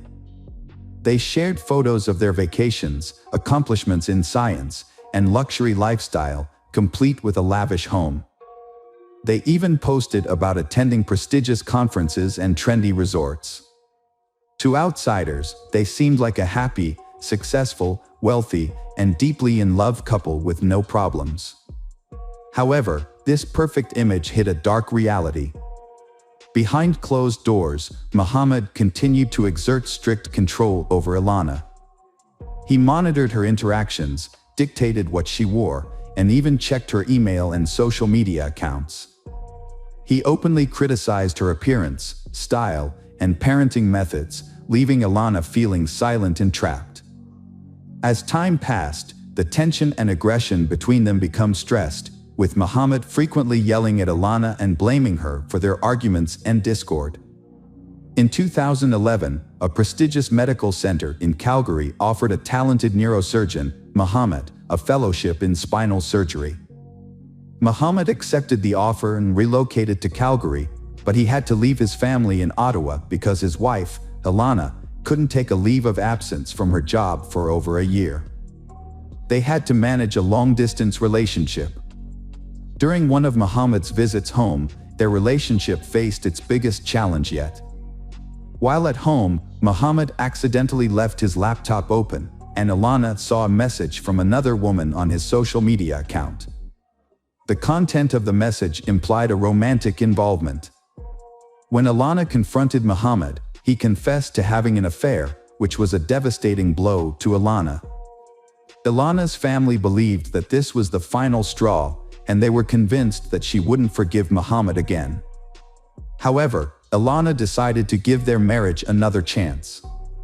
Muhammad promised to end the affair, and they decided to start fresh in Toronto, where Muhammad had secured a high-paying job. Despite this fresh start, their marital issues persisted. After their move to Toronto, Muhammad expressed his desire to have a son, and Ilana agreed to try again, hoping that a new child would bring stability to their family. In October 2013, they had a son named Marius, a long-awaited addition to their family. Despite the new baby, his behavior towards his wife remained unchanged. Over the next few years, he devoted himself to his medical career, becoming a skilled and respected neurosurgeon known for his ability to tackle complex cases that other doctors avoided. Meanwhile, the wife also advanced in her career, becoming a representative for the Ontario Medical Association. However, the tension between them began to escalate, and his behavior towards his wife became increasingly aggressive. He went beyond verbal abuse, resorting to physical violence against her. During a family ski trip, the wife suffered a deep cut on her arm that required stitches, as well as other injuries. She initially claimed that the injuries were a result of a skiing accident. However, she later confided in her best friend that the injuries were actually inflicted by her husband. Following another heated argument over his latest infidelity, Ilana discovered that her husband, Mohammed, was having an affair with a colleague. After overhearing a suspicious phone conversation, Ilana confronted him, which led to a violent outburst, and he physically abused her. A friend, who was aware of the situation, advised Ilana to end her marriage, but she refused. Her friend jokingly suggested that Ilana should retaliate by having an affair of her own. Although the suggestion was made in jest, Ilana might have considered it a viable option to get back at her unfaithful husband. During the summer of 2016, their relationship continued to deteriorate. Their children were away at camp or staying with their grandparents, leaving Ilana and Mohammed to face their marital problems alone. In a surprising turn of events, they celebrated their 12th wedding anniversary in early September, even sharing the news on social media. However, their happiness was short-lived, as they began discussing divorce just a week later. Despite his marital transgressions, Mohammed refused to acknowledge his actions as grounds for divorce, claiming that he was happy with his current situation. On the other hand, a desperate Ilana initiated an affair with a co-worker who had been flirting with her, escalating their relationship turmoil. Elena found herself swept up in a new romance, feeling cherished and adored by her partner. This was a welcome change from her current situation, and she reveled in the long-absent sensation of being loved and desired. However, her personal life was about to take a dramatic turn. A fierce argument erupted in the family on November 25, 2016. Elena informed her husband that their divorce was unavoidable. The following day, she consulted with a divorce attorney and then departed for a 3-day medical conference in another city. While Elena was away, her husband, Mohammed, sent her a series of messages, begging her to reconsider and work on saving their marriage for the sake of their children. Elena returned home on November 30th and made a final phone call to her parents. Although her voice betrayed some anxiety, she reassured them that everything was okay. Unbeknownst to her family, Elena had attempted to call the police that evening, but in her distress, she accidentally misdialed the number, leading to a devastating outcome. On December 1st, Anna tried to contact her daughter Ilana but was unable to reach her. Concerned, Anna called her son-in-law Mohammed to ask what was wrong. Mohammed claimed that Ilana had packed her bags in the middle of the night and left him and their children to be with her lover. However, Anna and her husband were skeptical of Mohammed's story, knowing that their daughter would never abandon her children. They asked a close friend of Ilana's to keep an eye on the Mohammed home while they traveled to Toronto to report Ilana's disappearance to the police. The friend reported that Ilana's car was still parked in the driveway, which only added to the family's concern. When Anna and her husband arrived at their daughter's house, they didn't notice anything out of the ordinary at first. However, Mohammed was agitated and insisted that Ilana was with her lover, repeating the same story he had told the police earlier. After Ilana was reported missing, a shocking discovery was made. The police found a body inside a suitcase. A man walking his dog by the river on December 2nd noticed a new-looking suitcase under a bridge about 24 miles from the suspect Mohammed's home. His curiosity got the best of him, so he opened the suitcase, discovering the body of a blonde woman. The police were immediately notified, and the body was taken to the medical examiner for identification and analysis. Fortunately, identifying the owner of the suitcase was not difficult because the perpetrator had left the luggage tag attached, which still had her name and travel information from her recent trip. Her parents confirmed the identity as Ilana. An autopsy revealed her cause of death to be mechanical asphyxiation and a broken neck. Additionally, her body showed signs of abuse with multiple bruises and abrasions. Notably, the victim was found dressed in pajamas with no shoes. Considering the victim's position in clothes, it appears she was placed inside the suitcase immediately after her death. The investigation led to the suspect's arrest later that evening at a coffee shop. Evidence indicated he was planning to leave the country. A lawyer accompanied the suspect during his meeting at the time of arrest. However, law enforcement thwarted the escape. Subsequently, Muhammad, the prime witness turned suspect, was arrested, formally charging him with Ilana's first-degree murder. Muhammad denied any involvement in the incident, but a disturbing detail soon came to light. Their 12-year-old daughter, Yasmin, had unintentionally witnessed her mother's murder. Yasmin reported hearing screams and noise coming from her parents' room, prompting her to rush there.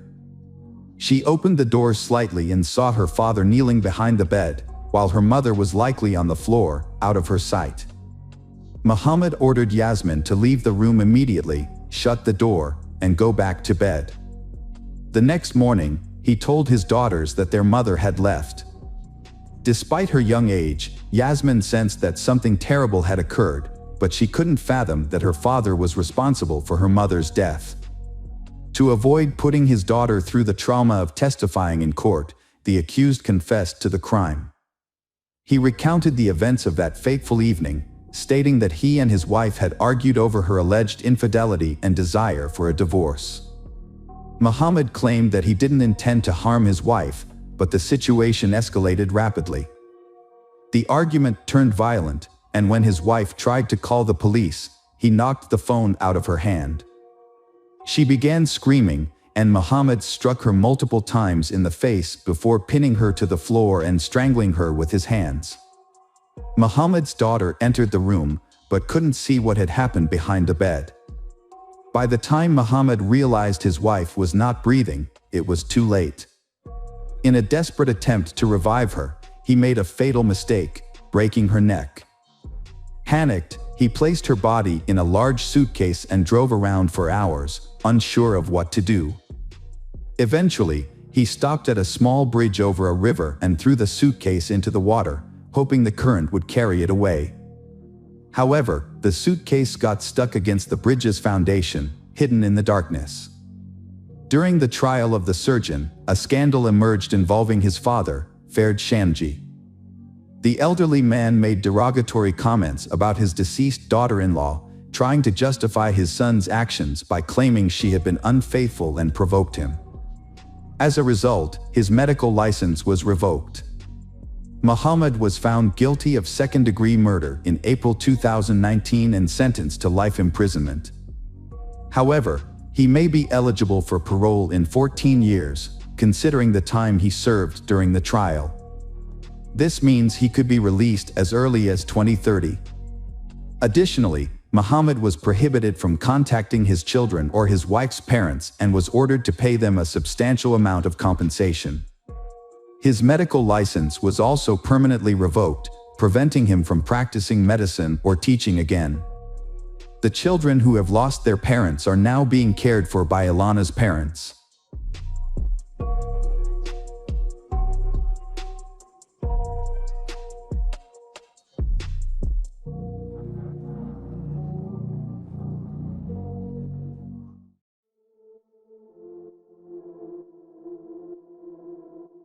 Hello again, true crime fans.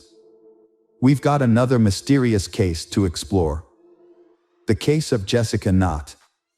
Jessica Knott was born on June 22, 1986, in Allamont Springs, Florida. She grew up in a loving family with her parents, an older brother, and a younger sister. Her father worked in construction and often traveled to other states for work, so her mother mainly took care of her and her siblings. Throughout her childhood, Jessica was a cheerful and active girl who loved playing outdoors with her friends and siblings and had a special love for animals.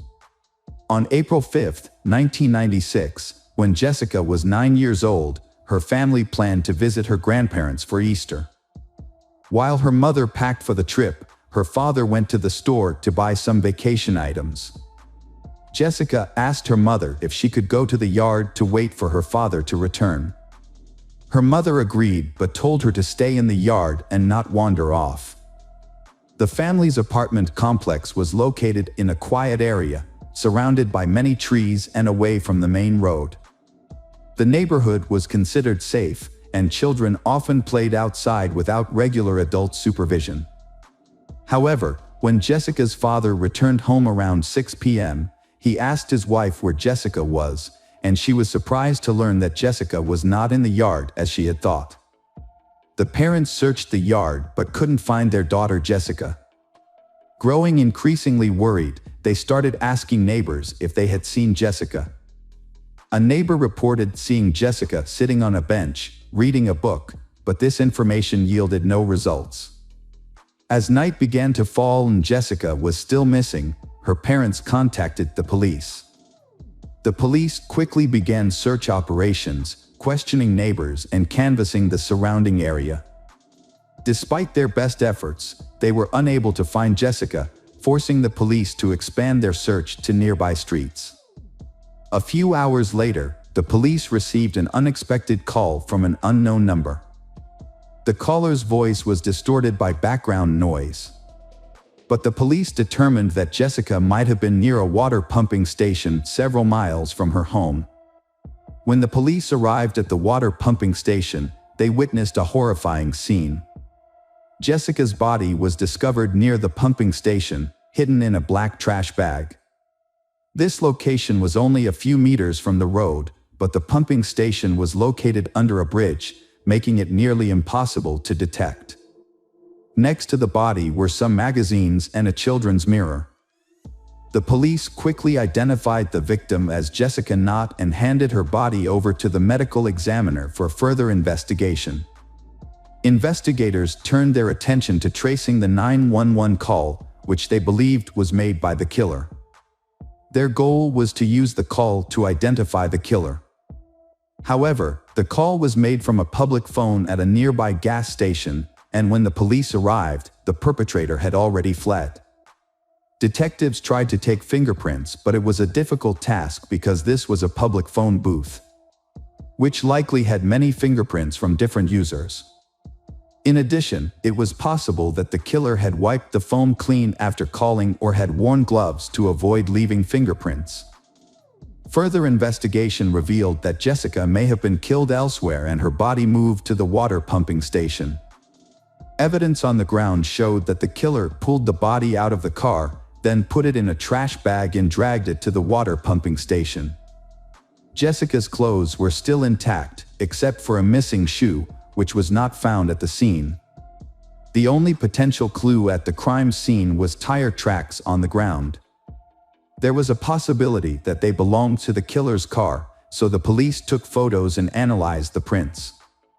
Meanwhile, a medical examination of the body showed that the victim died from strangulation, with marks on the face and neck indicating the killer used bare hands. An autopsy showed that Jessica had eaten a hamburger shortly before her death. Her mother said she did not give Jessica a hamburger that day, suggesting the killer may have provided her with food. Additionally, forensic experts found no evidence of sexual assault, leaving the killer's motive unknown. Initially, police had suspected Jessica's parents of being involved in her disappearance because they had not had a solid alibi. Jessica's mother had claimed that she had packed up the apartment, and her father had claimed that he had been out shopping, so they clearly had had the opportunity to commit the crime. The police had been confused as to how the killer had been able to get Jessica out of the yard without anyone noticing or her screaming, leading them to believe that the killer might have been someone Jessica knew and trusted, and she might have voluntarily left with them. The killer's voice on the 911 call had provided another clue. In the recording, experts had detected feelings of grief and remorse, suggesting that the killer had truly felt remorse for his actions. The fact that the killer had taken the risk of calling 911 suggested that they might have been trying to minimize guilt or manipulate the investigation. However, the obvious sadness in the killer's voice had led investigators to believe that the killer had likely been remorseful for his actions. The investigation had reached a turning point when police had found a roll of black garbage bags in the trunk of Jessica's father's car, similar to the bag used to dispose of the victim's body. However, expert examination had shown that the bags had come from another manufacturer, eliminating Jessica's father as a suspect. The focus of the investigation had then turned to other suspects. Forensic experts had conducted a thorough examination of the victim's clothes and body, thereby obtaining many clues. One notable discovery had been that there had been a significant amount of dog hair on Jessica's clothes, even though her family had not owned dogs. This suggested that the dog hair might have come from the perpetrator's dog. Additionally, human hair of an unidentified man had been found on Jessica's body, and experts had been working to extract the DNA profile from the sample. However, this process had taken several days. Further examination had revealed two strange fibers on Jessica's clothes that experts had analyzed and determined likely had originated from car seat covers and carpets. This finding had supported the theory that Jessica had been killed at a location other than the water pumping station and then transported there by car. To determine the breed of dog that had shed hair on Jessica's clothes, experts had used the FBI's specialized database, which contained microscopic photos of hair from many different dog breeds. By comparing fur samples with a database, experts had determined that the fur had belonged to a Shar-Pei. This discovery had suggested that the perpetrator might have owned a Shar-Pei and that the dog's fur had been transferred to Jessica's clothes at the perpetrator's home or in the car. According to investigators' initial theory, the killer might have lured Jessica into his car, taken her to buy hamburgers at McDonald's, and then taken her to his home, where she had been murdered. To aid the investigation, experts had tried to improve the quality of the phone call recordings, but this had proved difficult. They had decided to try a different approach and sought help from NASA, which had advanced audio enhancement tools originally designed for use in space recordings. NASA had agreed to assist and provide police with higher quality audio. However, experts still needed to sample the suspect's voice to compare with the call recording. Detectives had suspected that the killer might have known Jessica, so they had played the call recording for her mother, hoping she could recognize the voice. At first, she had said the voice was familiar but couldn't place it. When she had heard it a second time, she suddenly had realized that the voice belonged to a neighbor who had lived in their complex. Although she couldn't remember his name, she had told detectives that he often had taken his Shar-Pei for walks in the yard.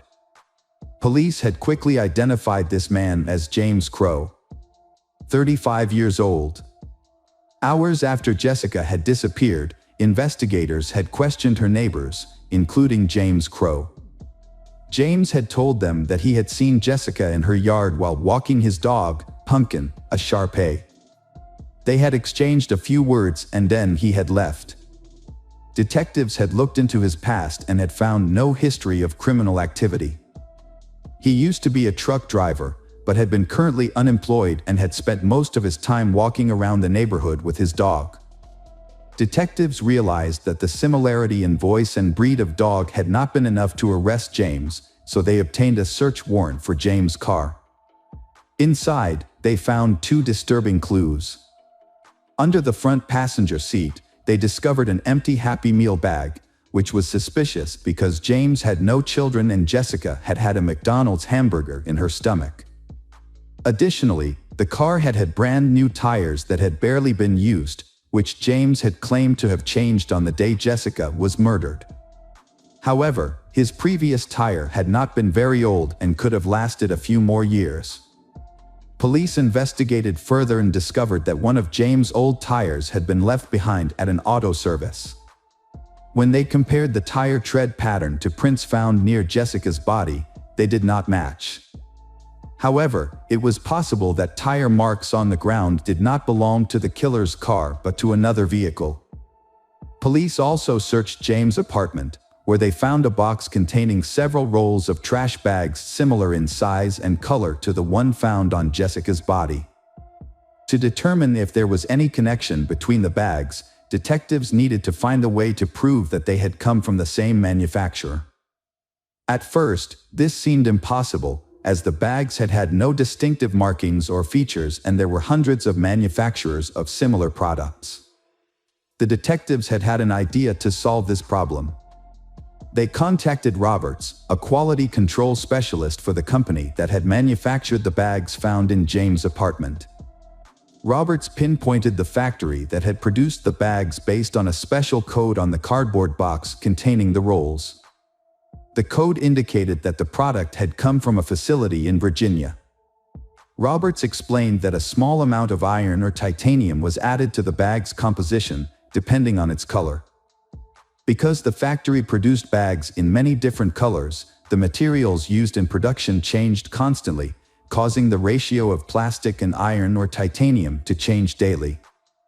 To take advantage of this information, experts used high-intensity X-rays to measure the presence of iron and titanium in the plastic of handbags from the suspect's apartment and the crime scene. This analysis provided exact ratios of elements, which were identical in both bags. This suggested the bags had been made on the same day and possibly from the same batch. However, there was more to the story than that.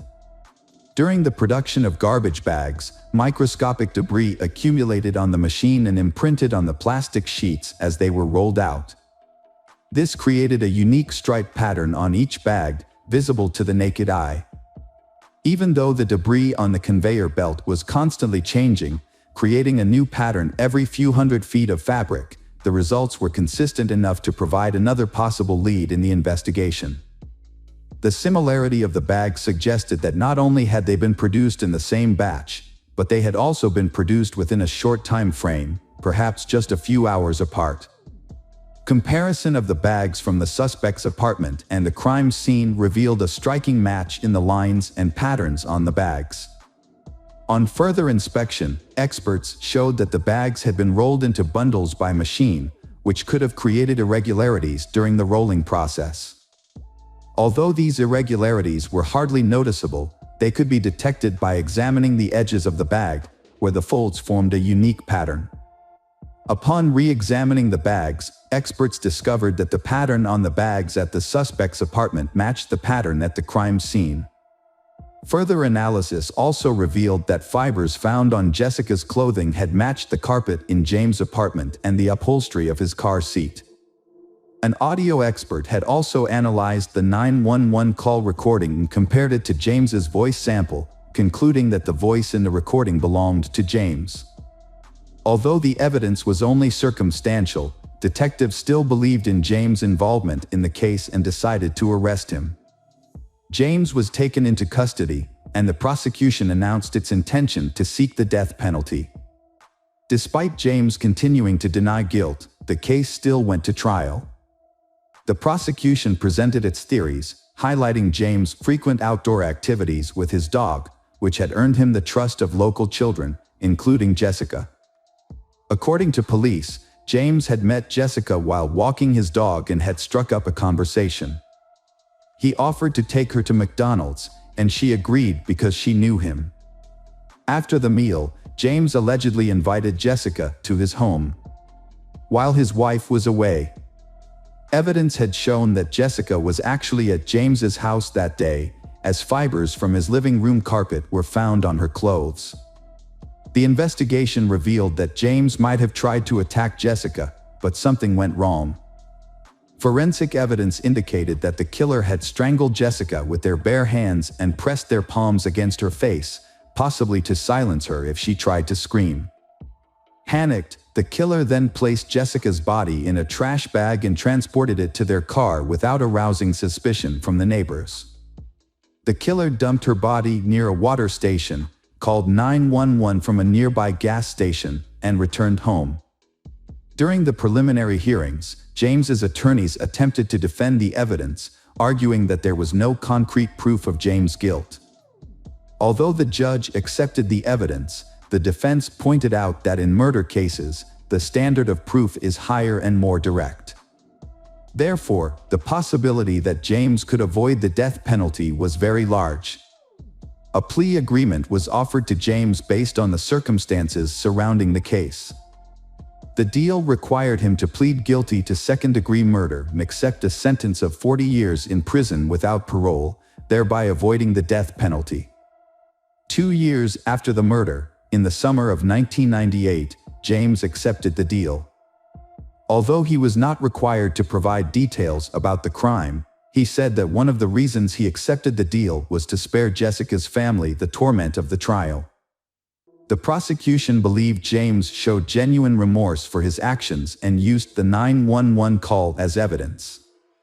The purpose of the call was unclear, but it suggested James was trying to alleviate his guilt. However, Jessica's parents were not satisfied with this deal because they had hoped for the death penalty and wanted James to confess to the crime. Despite this, James remained silent about the details of his actions.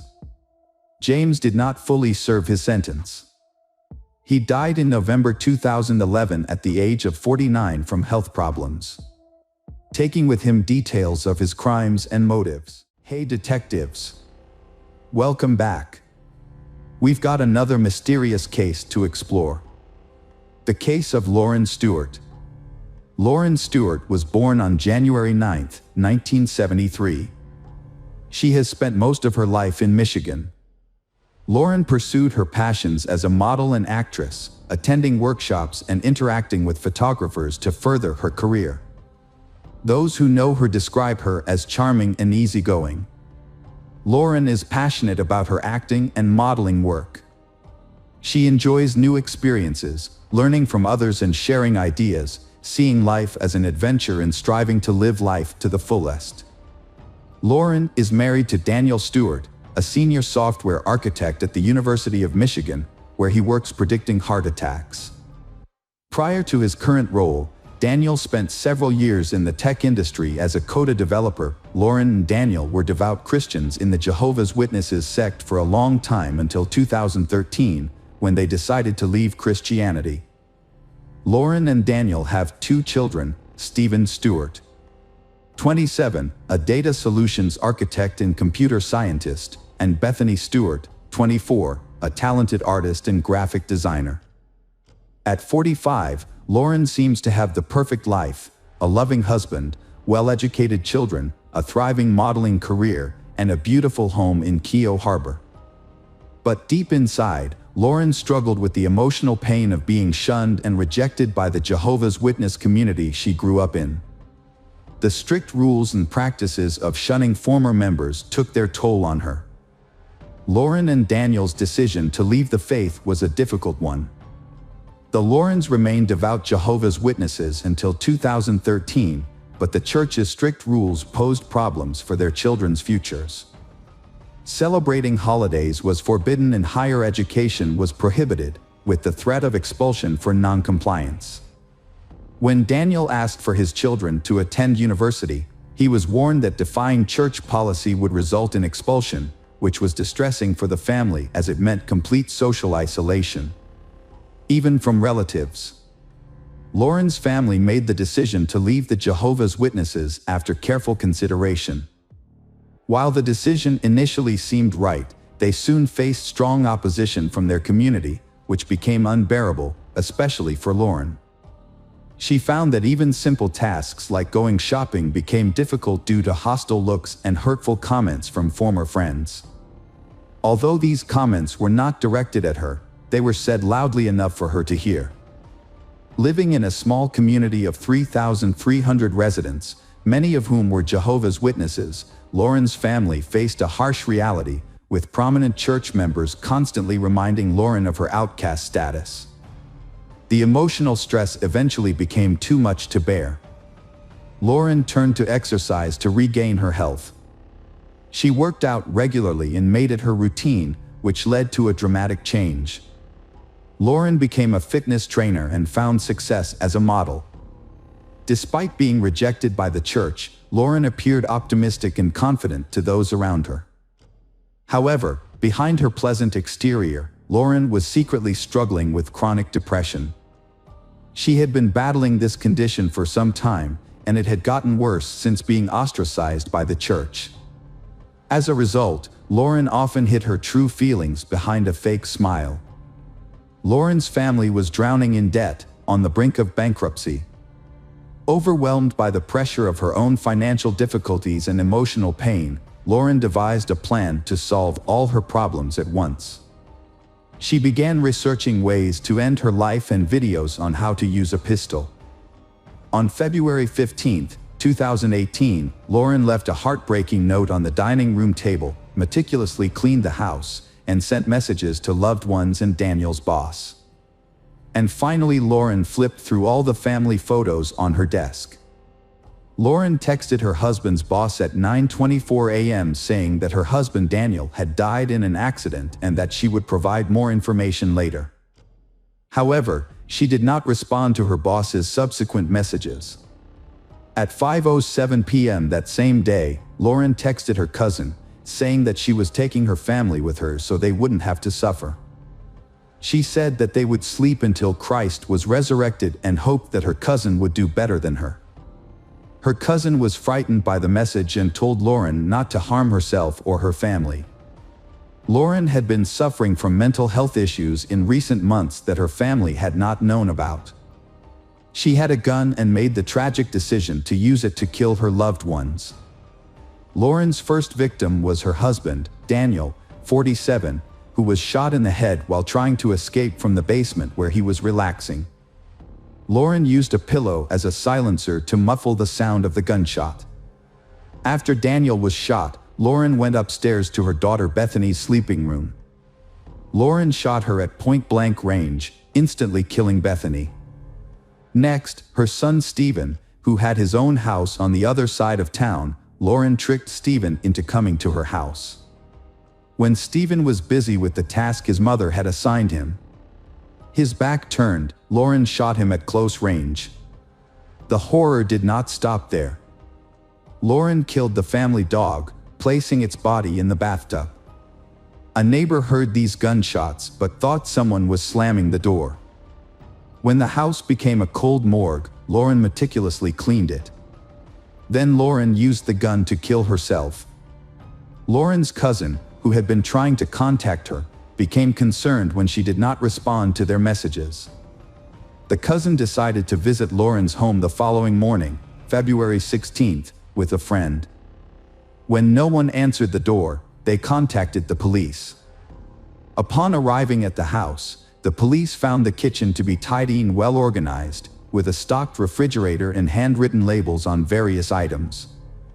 A calendar was also hanging on the refrigerator. However, police discovered the family dog dead in the bathtub. This made police more cautious, initially fearing the possibility of an active shooter. As they continued to search the house, they found Stephen Stewart on the floor, shot while sitting on a chair in another room. In a bedroom, the police discovered Bethany's lifeless body, shot while she was asleep. A pillow had been used to muffle the sound of the gunshot, and the pillowcase showed signs of the shooting. The police also found Daniel Stewart's body on the basement floor in front of a couch, with his right hand still in his jeans pocket. Elsewhere in the house, Lauren was found at the foot of the stairs, with a pistol next to her and a gunshot wound between her eyes. 2 notes were discovered on the dining room table, one addressed to the medical examiner, the other a suicide note revealing Lauren's inner struggles. Lauren's note explained that she felt she had allowed evil into her heart by rejecting God's love. She believed that by killing her family, she could spare them from suffering. Through interviews with relatives, friends, and neighbors, it became clear that the couple had become reclusive after leaving the Jehovah's Witness church. Lauren's past struggles, particularly her battle with depression, were compounded by the stress of motherhood. Family members also revealed that Lauren, who was one of 11 siblings, had a history of depression that likely contributed to her actions. Lauren has become increasingly obsessed with her faith in recent years. Her family, including her father and sister, have not spoken to her in years. Lauren's mother died when she was 13. The tragic event has left a lasting impact on those close to the family. Joyce Taylor, a longtime friend, believes the murders were a direct result of the family's rejection by the Jehovah's Witnesses. Joyce Taylor and other former members reveal the harsh reality of leaving the faith. When someone leaves the Jehovah's Witnesses, they are often shunned by their own family members who remain in the church. This severe form of shunning can take a heavy emotional toll. According to Joyce Taylor, Lauren and Daniel's desire to give their children a college education conflicted with the church's teachings, which discourage such pursuits. This clash between their aspirations and the church's rigid doctrines ultimately led to a tragic outcome. The family was shunned in every way possible. As Joyce Taylor explained, when you're raised a Jehovah's Witness, the church controls many aspects of your life, including your friendships and associations. If you go against these rules, you risk being disfellowshipped or shunned. Joyce Taylor stormed into a Kingdom Hall meeting in Union Lake, seizing the opportunity to confront the congregation about a recent tragedy. She passionately criticized the gathering, her voice filled with a mix of anger and sorrow. 5 years ago, you withdrew your support from a small family, Joyce Taylor exclaimed. They had no one else to turn to, but you turned them away and shunned them. Why? Because they wanted to raise their children as they saw fit. Just 2 days ago, 4 people died because of your alienation, Joyce Taylor said. Her words sent shockwaves through the room, forcing her to push away members of her congregation as she expressed her pent-up frustration. Police investigations into Lauren's family revealed that she, her husband, and her sons were all using cannabis. Further investigation revealed that Lauren's horrific actions were the result of a combination of factors. These included feelings of loneliness, strained relationships with family and friends due to their differing religious views.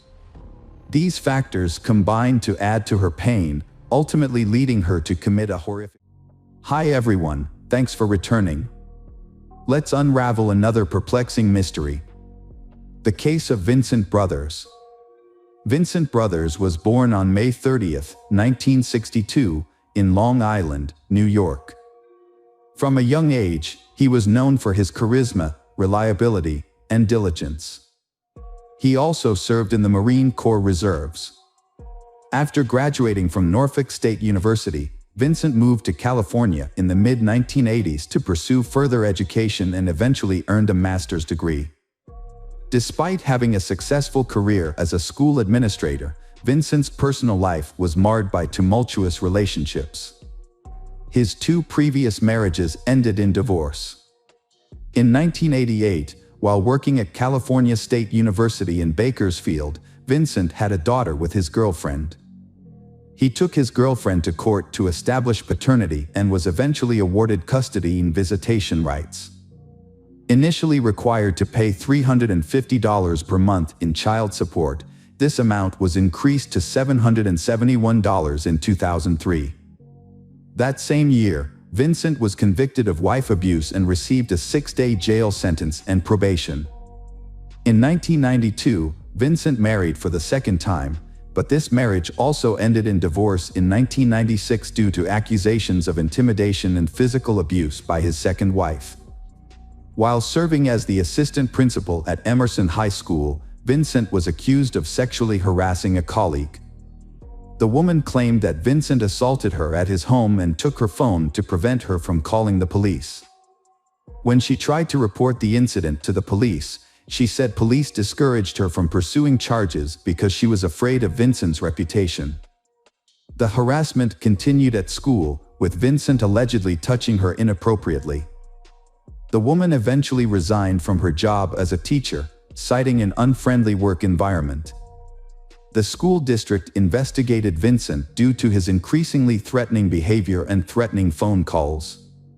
Despite Vincent denying the allegations and having no disciplinary record, the school district transferred him to another school as a precaution. Vincent then began working at John C. Fremont Elementary School in Bakersfield, California, where he also became famous and respected. Vincent was especially known for ensuring the safety of students by taking them home after school. While teaching at Fremont Elementary School, Vincent met Joni Harper, the school's security supervisor and basketball manager. Vincent and Joni began dating and eventually married after the birth of their first child, Marcus. Their family grew with the arrival of their second child, Lindsay, in 2000. However, Vincent's infidelity caused him and Joni to divorce in September 2001. 2 years later, Vincent and Joni remarried in secret, and their third child, Marshall, was born 4 months later. Joni eventually opened up to her friends about the problems in her marriage. Unlike before, she expressed her fear that Vincent might harm her. However, to those around them, Vincent's family appeared happy and actively involved in the community, often attending local events and maintaining good relationships with others. From the outside, Joni and Vincent's marriage seemed stable. Joni continued to work as a basketball manager, pursuing her passion. However, no one expected that the tragic events hidden behind the family's happy exterior would soon emerge. 3 months before the tragic event, Vincent had moved out of the house due to frequent arguments with his mother-in-law, Ernestine. On July 6, 2003, Joni attended a church service with her 3 children, Marcus, Lindsay, and 6-week-old Marshall, as well as her mother, Ernestine. The family had lunch at Black Angus after the ceremony, then returned home for a nap. As was their custom, Joni and the children stayed in one bedroom, while Ernestine stayed in another room in the house. Tragically, the family was attacked in their home. The killer easily entered the house without signs of forced entry and shot Joni twice in the head while she was in the bedroom. Lindsay was also shot in the back. The noise alerted Ernestine, causing her to quickly arm herself with a .38 revolver and move toward the hallway to investigate. Unfortunately, she was killed before she could defend herself. The attacker shot Ernestine twice in the face, causing her to collapse in the hallway outside her bedroom. The attacker then entered the room and shot Marcus, followed by a fatal shot to the baby's back. Each shot was aimed very carefully. Instead of fleeing the scene immediately, the attacker went to the kitchen to get a knife and then returned to the bedroom. There, the attacker stabbed the victims multiple times in the back. On July 8, 2003, Kelsey Spann, Joni's best friend, became worried when she had not heard from Joni, Ernestine, and Joni's children since they went to church the previous Sunday. Kelsey decided to go to Joni's house to check on them using the key Joni had given her. When she tried to unlock the door, she found it difficult to open due to an obstacle.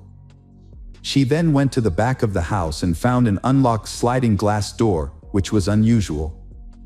Upon entering the house, Kelsey discovered Joni, her mother Ernestine, and Marcus, Lindsay, and Marshall, all dead. Kelsey immediately contacted authorities at 7 a.m. They arrived at the scene and discovered 5 family members brutally murdered. The family's peaceful home, located in a quiet neighborhood, became the scene of a horrific crime. The police investigation concluded that the family had been tragically killed on Sunday afternoon as they returned from church. Before leaving the scene, the perpetrator covered the bodies in the bedroom with blankets and pillows taken from other rooms. Detectives identified Joni as the primary target due to the severity of her injuries, suggesting the attacker had been extremely angry. Police were concerned about Vincent's safety and discovered he had been in Ohio. Detective Watts traveled to North Carolina, where Vincent was visiting his mother with his brother Melvin. When North Carolina police met with Vincent, they found him severely traumatized and unable to speak coherently, which did not provide many details about the investigation. Vincent's behavior was inconsistent with that of a murderer, and because he had been on the other side of the country when the murder occurred, police initially ruled him out as a suspect.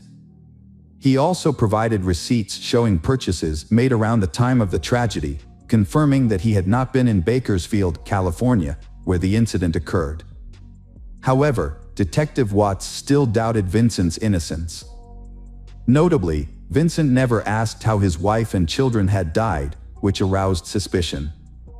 On July 11, 2003, Vincent had returned to Los Angeles without attending their family's memorial service, but Vincent had attended their funeral 5 days later. As the investigation continued, it was discovered that Vincent had moved out of his family home in April 2003. Additionally, his wife, Joni, had been planning to divorce him again and had sought child support. Authorities also discovered that Vincent had had a history of violence against women, which had led them to take a closer look at his alibi. Upon further investigation, surveillance video from the store's checkout counters had shown that Melvin, not Vincent, had made the purchase at that time. When confronted, Melvin revealed that Vincent had told him to make these purchases in Vincent's name. Despite their efforts, police were unable to find any witnesses who had seen Vincent between the evening of July 4th and the evening of July 7th. Both Melvin and his family insisted they had not seen Vincent during this time. Although there was no direct evidence linking Vincent to the murder, police discovered he had some suspicious activities. Vincent had rented a car when he had arrived in Columbus, Ohio, and he had stayed at his brother's house. Police suspected Vincent had flown to Columbus on July 2, 2003 to visit family, then returned to Bakersfield on July 4th, where the tragic incident had occurred on July 6th. He was supposed to return to Ohio on July 7th and had arrived late that evening. Law enforcement had conducted a thorough inspection of the Dodge vehicle, paying special attention to its radiator and air filter. To help identify insects found in the car, investigators had enlisted the expertise of Dr. Lynn Kimsey from the Bohart Museum of Entomology at the University of California, Davis. Dr. Kimsey carefully had analyzed the insects and identified more than 100 species, including several species found only in the western region beyond the Rocky Mountains. The presence of some insects suggested that Vincent had moved at night. By carefully analyzing the insects, Dr. Kimsey had been able to plot a path that showed the car had traveled west from Ohio. Investigators later had tracked down the 5 previous car renters and confirmed that none of them had driven the car to California or near the Rocky Mountains. Police also had examined photographic evidence and found the end of a rubber glove in the laundry room. DNA testing showed a match. It belonged to none other than Vincent Brothers. Detective Watts had discovered that Vincent had been planning to leave town and had begun selling his assets, including putting his house on the market. As a result, Vincent had been arrested on April 30, 2004 and charged with 5 counts of first-degree murder. The trial began in 2007, with prosecutor Lisa Green leading the case. The prosecution argued that Vincent's motive for the murder had been financial, suggesting he had acted out of fear of having to pay child support due to his impending divorce from Joni. The prosecution portrayed Vincent as a serial adulterer who often had disappeared for long periods of time and who could become violent. To support their case, the prosecution called several witnesses, including Dr. Lynn Kimsey, who testified that the insects found in the Dodge were consistent with insects commonly found along Interstate 70. This testimony was further supported by evidence showing 5,424 miles had been driven from July 2 to July 11 in accordance with the prosecution's statement. However, when Melvin had appeared in court, he tried to change his previous testimony, claiming that he had lied to the police about Vincent giving him a credit card to use.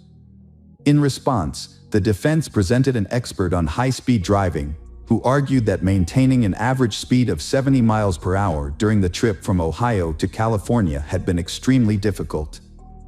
The defense also presented its pathologists, who testified that the murders could have occurred as late as Monday morning, July 7, 2003. The defense also had presented interrogation tapes to prove that Melvin had been pressured by police to change his statement. Additionally, They called a witness who claimed to have seen a car accident involving Vincent on Sunday morning, in which a boy on a bicycle had collided with Vincent's rental car at an intersection. Although the incident had not been reported to the police due to the lack of damage or injuries, the prosecution attempted to verify the story. Vincent had taken it upon himself to defend himself. He had strongly denied all accusations about his married life and had firmly denied the accusation of murdering his family. Throughout his testimony, Vincent had become emotional and had shed tears several times. The prosecution had called Carla Tuya, principal of Franklin School, as a witness. She had testified about her past relationship with Vincent, which had begun in 1996 when his son was born and had ended in 2002 when she had decided to end it.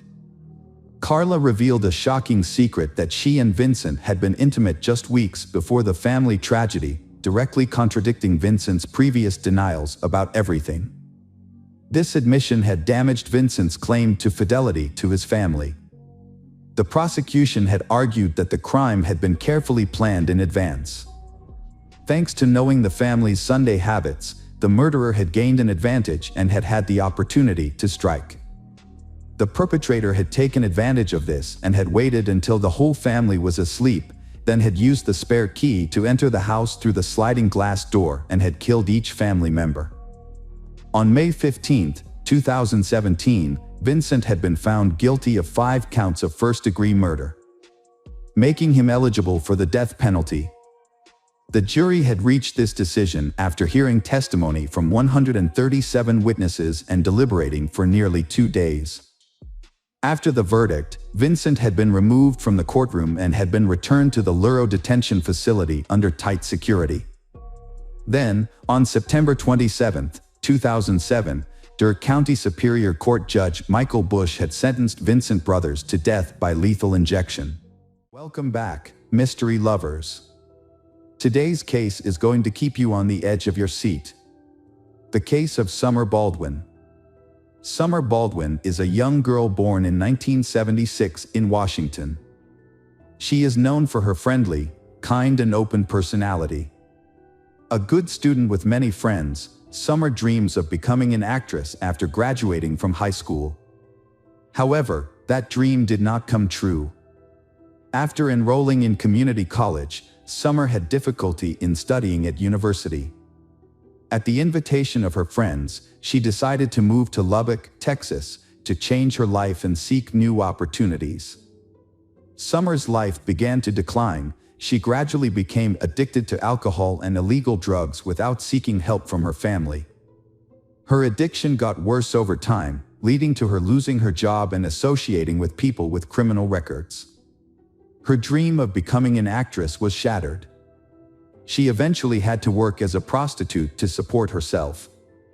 Meanwhile, Summer's parents, unaware of their daughter's problems and believing she was living a successful life, were devastated when they received news of her tragic death in September 2005. There is little information about Summer's friends or where she frequented. However, there is one important piece of information to note. Just a few months before her death, Summer was a key witness in a major federal counterfeiting case. This suggests that her murder may have been gang-related and possibly premeditated. This attracted the attention of the Federal Bureau of Investigation, FBI, which placed the investigation under close scrutiny. The police began their investigation and summoned the first suspects. The police first summoned Rebecca, Summer Baldwin's best friend, for questioning. Rebecca shed some light on Summer's work and revealed some information about Summer's boyfriends. One of them was aggressive when he tried to hold her hand, and kept following her even after they broke up, so that man became the main suspect in the case. However, the police arrested this man and brought him to the police station. But he completely denied his involvement in the case. He seemed genuinely surprised and saddened by the news of Summer's death. Moreover, he had a solid alibi for the night before the tragedy. He had been involved in a bar fight because he was drunk and had to spend the night in a cell with another prisoner. Therefore, the police had to release him. Marguerite, another friend of Summer's, provided vital information to the investigation. She met Summer the night before the murder and they had a conversation. They met on September 11th in the parking lot of a convenience store. A red van pulled up to the store, and a young man of Latino appearance got out of the van and entered the store. At that point, Summer got out of the passenger seat and greeted Marguerite. She told Marguerite that the man was a customer of hers, and that it was the second time she had seen him recently. After the man exited the store, he got into the driver's seat, and Summer got back into the van. Marguerite did not remember which direction the van went, nor where the couple was headed for their date. She also said she had never seen the man before and assumed he was not local. The man had very short hair, like a soldier, but Marguerite couldn't see him clearly because it was dark. Police later discovered a suitcase that was covered in trash and feces, but the contents were intact and new. The label and plastic attachments were still intact, indicating that the person who purchased the suitcase had not removed it. Police investigated and discovered that the suitcase was a large model and was only sold at 2 stores in the city. Police determined that a pair of identical suitcases had been sold the day before the murder, at a Walmart store, in the area of the city where Summer was last seen. The suitcases were purchased at 2 different times, the first in the afternoon and the second around 2 a.m. This discrepancy in purchase times struck police as odd and suspicious. Police went to the store and requested to review surveillance camera footage. After reviewing the documents, they discovered that the first suitcase had been purchased by an elderly couple. The couple did not arouse suspicion and explained that they had bought it for a vacation. However, the second suitcase was purchased by a young man who appeared to be Latino, had a slim build and very short hair, and looked like a military man. This led the police to suspect that this was the man the witness had mentioned when he saw him with Summer in the supermarket parking lot. This man also bought a pair of disposable gloves.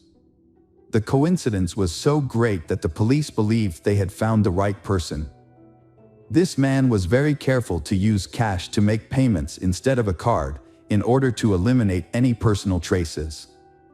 However, he did not anticipate that there would be cameras that would detect him. These cameras accurately recorded his license plate number. The police quickly identified the owner of the car as Rosendo Rodriguez, a reservist in the United States Marine Corps. He had been in town for several days with his unit for training. Finding Rodriguez immediately proved difficult, as he had not been at the hotel where his unit was stationed. However, police had his details and discovered that he had withdrawn a large sum of money from an ATM at another hotel, which may have been used to pay for the suitcase and gloves. Rodriguez had not stayed at the hotel where he used the ATM. Instead, a man named Thomas Rodriguez had checked in on September 11th. It turned out to be the same man, but using a different name for reasons unknown. The hotel room Rodriguez had rented, from which he had checked out, had not been cleaned, yielding crucial evidence. There were brown stains and splatters on the carpet, bed, and walls that looked like dried blood. A card from a new suitcase was found near the bed, and a trash bin contained used birth control pills and disposable gloves. Forensic analysis confirmed that the dried blood in the room belonged to Summer, and the DNA on the birth control pills and gloves matched both Summer and Rodriguez. There was no doubt that they had found the killer, but Rodriguez had left town by then. However, with all the information they needed, tracking him down was easy. Rosendo Rodriguez III was born on March 26, 1980, in Wichita Falls, Texas, to a poor Mexican immigrant family. Reports indicate that he experienced violence and harsh treatment as a child. His father, described as domineering and aggressive, struggled with alcoholism and was often abusive to his wife and children. Throughout his childhood, Rodriguez showed an aggressive nature, often getting into fights at school. However, as he grew older, he learned to control his anger. After graduating from high school, He attended Texas Tech University and moved away from his parents, living on his own. He held a variety of jobs before deciding to serve in the U.S. Marine Corps, including working at a pizza parlor, as a mail carrier, and as an office worker. His military colleagues described Rodriguez as quiet, disciplined, and responsible. He was considered a trustworthy friend, always willing to help others, and had a solid academic background. He was also attractive, which made him attractive to women. Rodriguez was arrested on September 15 at his home in San Antonio. When police arrived, he remained calm and appeared unaware of the seriousness of the situation. During the search, a striped shirt and shorts were found, matching the outfit he was wearing when he purchased the suitcase, which was captured on surveillance video. His laptop and cell phone were also confiscated. During the first weeks, Rodriguez remained silent and denied any involvement in the murder of Summer Baldwin. However, the evidence against him was overwhelming, so, on the advice of his lawyer, he began to tell his version of the story, which differed greatly from the scenario set up by forensic experts. Initially, Rodriguez explained that he had accidentally checked into a different hotel than his teammates. He only knew the name of the hotel chain where they would be staying. And after checking in, he realized that the others were staying in a different location. He decided not to move because the military leadership said it was unnecessary. However, he did not explain why he checked into a room under a different name. On the morning of September 10th, Rodriguez rented a van to make it easier to move. That evening, while walking around the city, he said he ran into Summer Baldwin.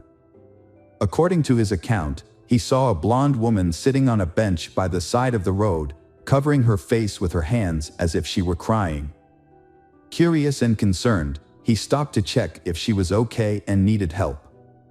They began chatting, she calmed down, and then they went to his hotel room, where they talked and had a few drinks.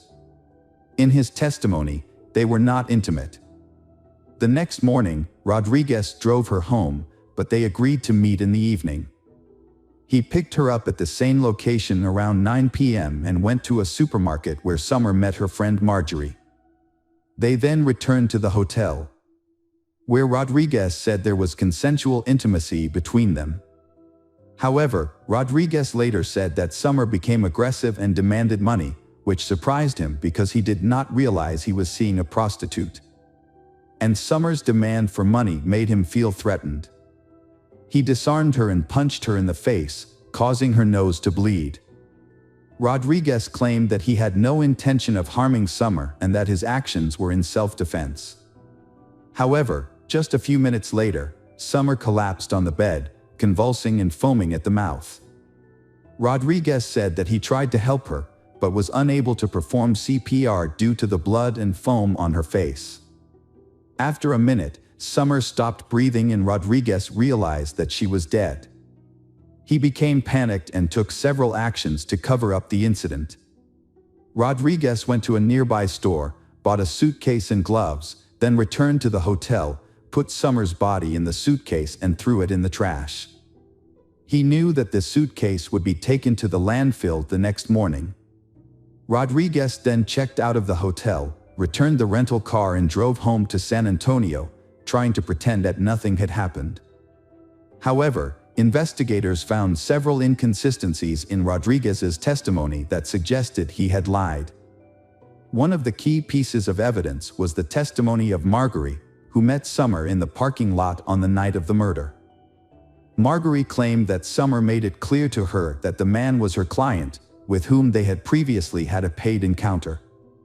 Rodriguez claimed that everything between them was consensual, but evidence on Summer's body suggested that she had been taken advantage of. It is possible that their first night together was consensual, which is why Summer agreed to meet Rodriguez again. However, Rodriguez's testimony that he only hit Summer once in the face to calm her down does not appear to be true. The autopsy revealed approximately 30 new bruises on Summer's head and body on the night of the murder, along with several stab wounds. This suggests that Rodriguez used violence against Summer. Additionally, the fact that Summer was still alive when Rodriguez stuffed her into the suitcase contradicts his testimony that she was dead. Another notable point is that during the investigation at Rodriguez's home, police seized his laptop. When they reviewed his search history, they discovered that Rodriguez had been actively searching for information about Summer, whether the police were looking for her, and whether her body had been found in a dumpster. It is worth noting that Rodriguez also frequently searched for information about Joanna Catherine Rogers, a 16-year-old girl from Lubbock who had gone missing a year and a half earlier. When authorities offered Rodriguez a plea deal in exchange for information about Joanna's fate, he reluctantly accepted and told his story. He said he met Joanna, a high school student in Lubbock, in late April 2004. After several meetings, they went to his hotel room on May 4th. An argument over money ensued, along with threats of a rape lawsuit. Meanwhile, Rodriguez gagged Joanna to keep her quiet, but this action inadvertently caused her death. He then put the body in his suitcase and threw it in the trash to dispose of it. Rodriguez initially confessed to these actions but later recanted, claiming he was coerced. To strengthen the case, the police conducted a large search of the city's landfill in search of Joanna's body. More than a year later, they found a suitcase containing Joanna's body. Although the body was badly decomposed, DNA testing confirmed the identity of the body. The evidence gathered allowed the authorities to charge Rodriguez as a serial killer with heinous crimes and a consistent modus operandi. The trial, sentencing, and execution followed. Despite the overwhelming evidence of guilt and the severity of the case, Rodriguez continued to hope to avoid the death penalty until the very end. However, the court made a different decision due to newly discovered information. The victim, Summer Baldwin, was 3 months pregnant at the time of her death. This aggravating factor led to the court finding Rodriguez guilty of first-degree murder and sentencing him to death by lethal injection.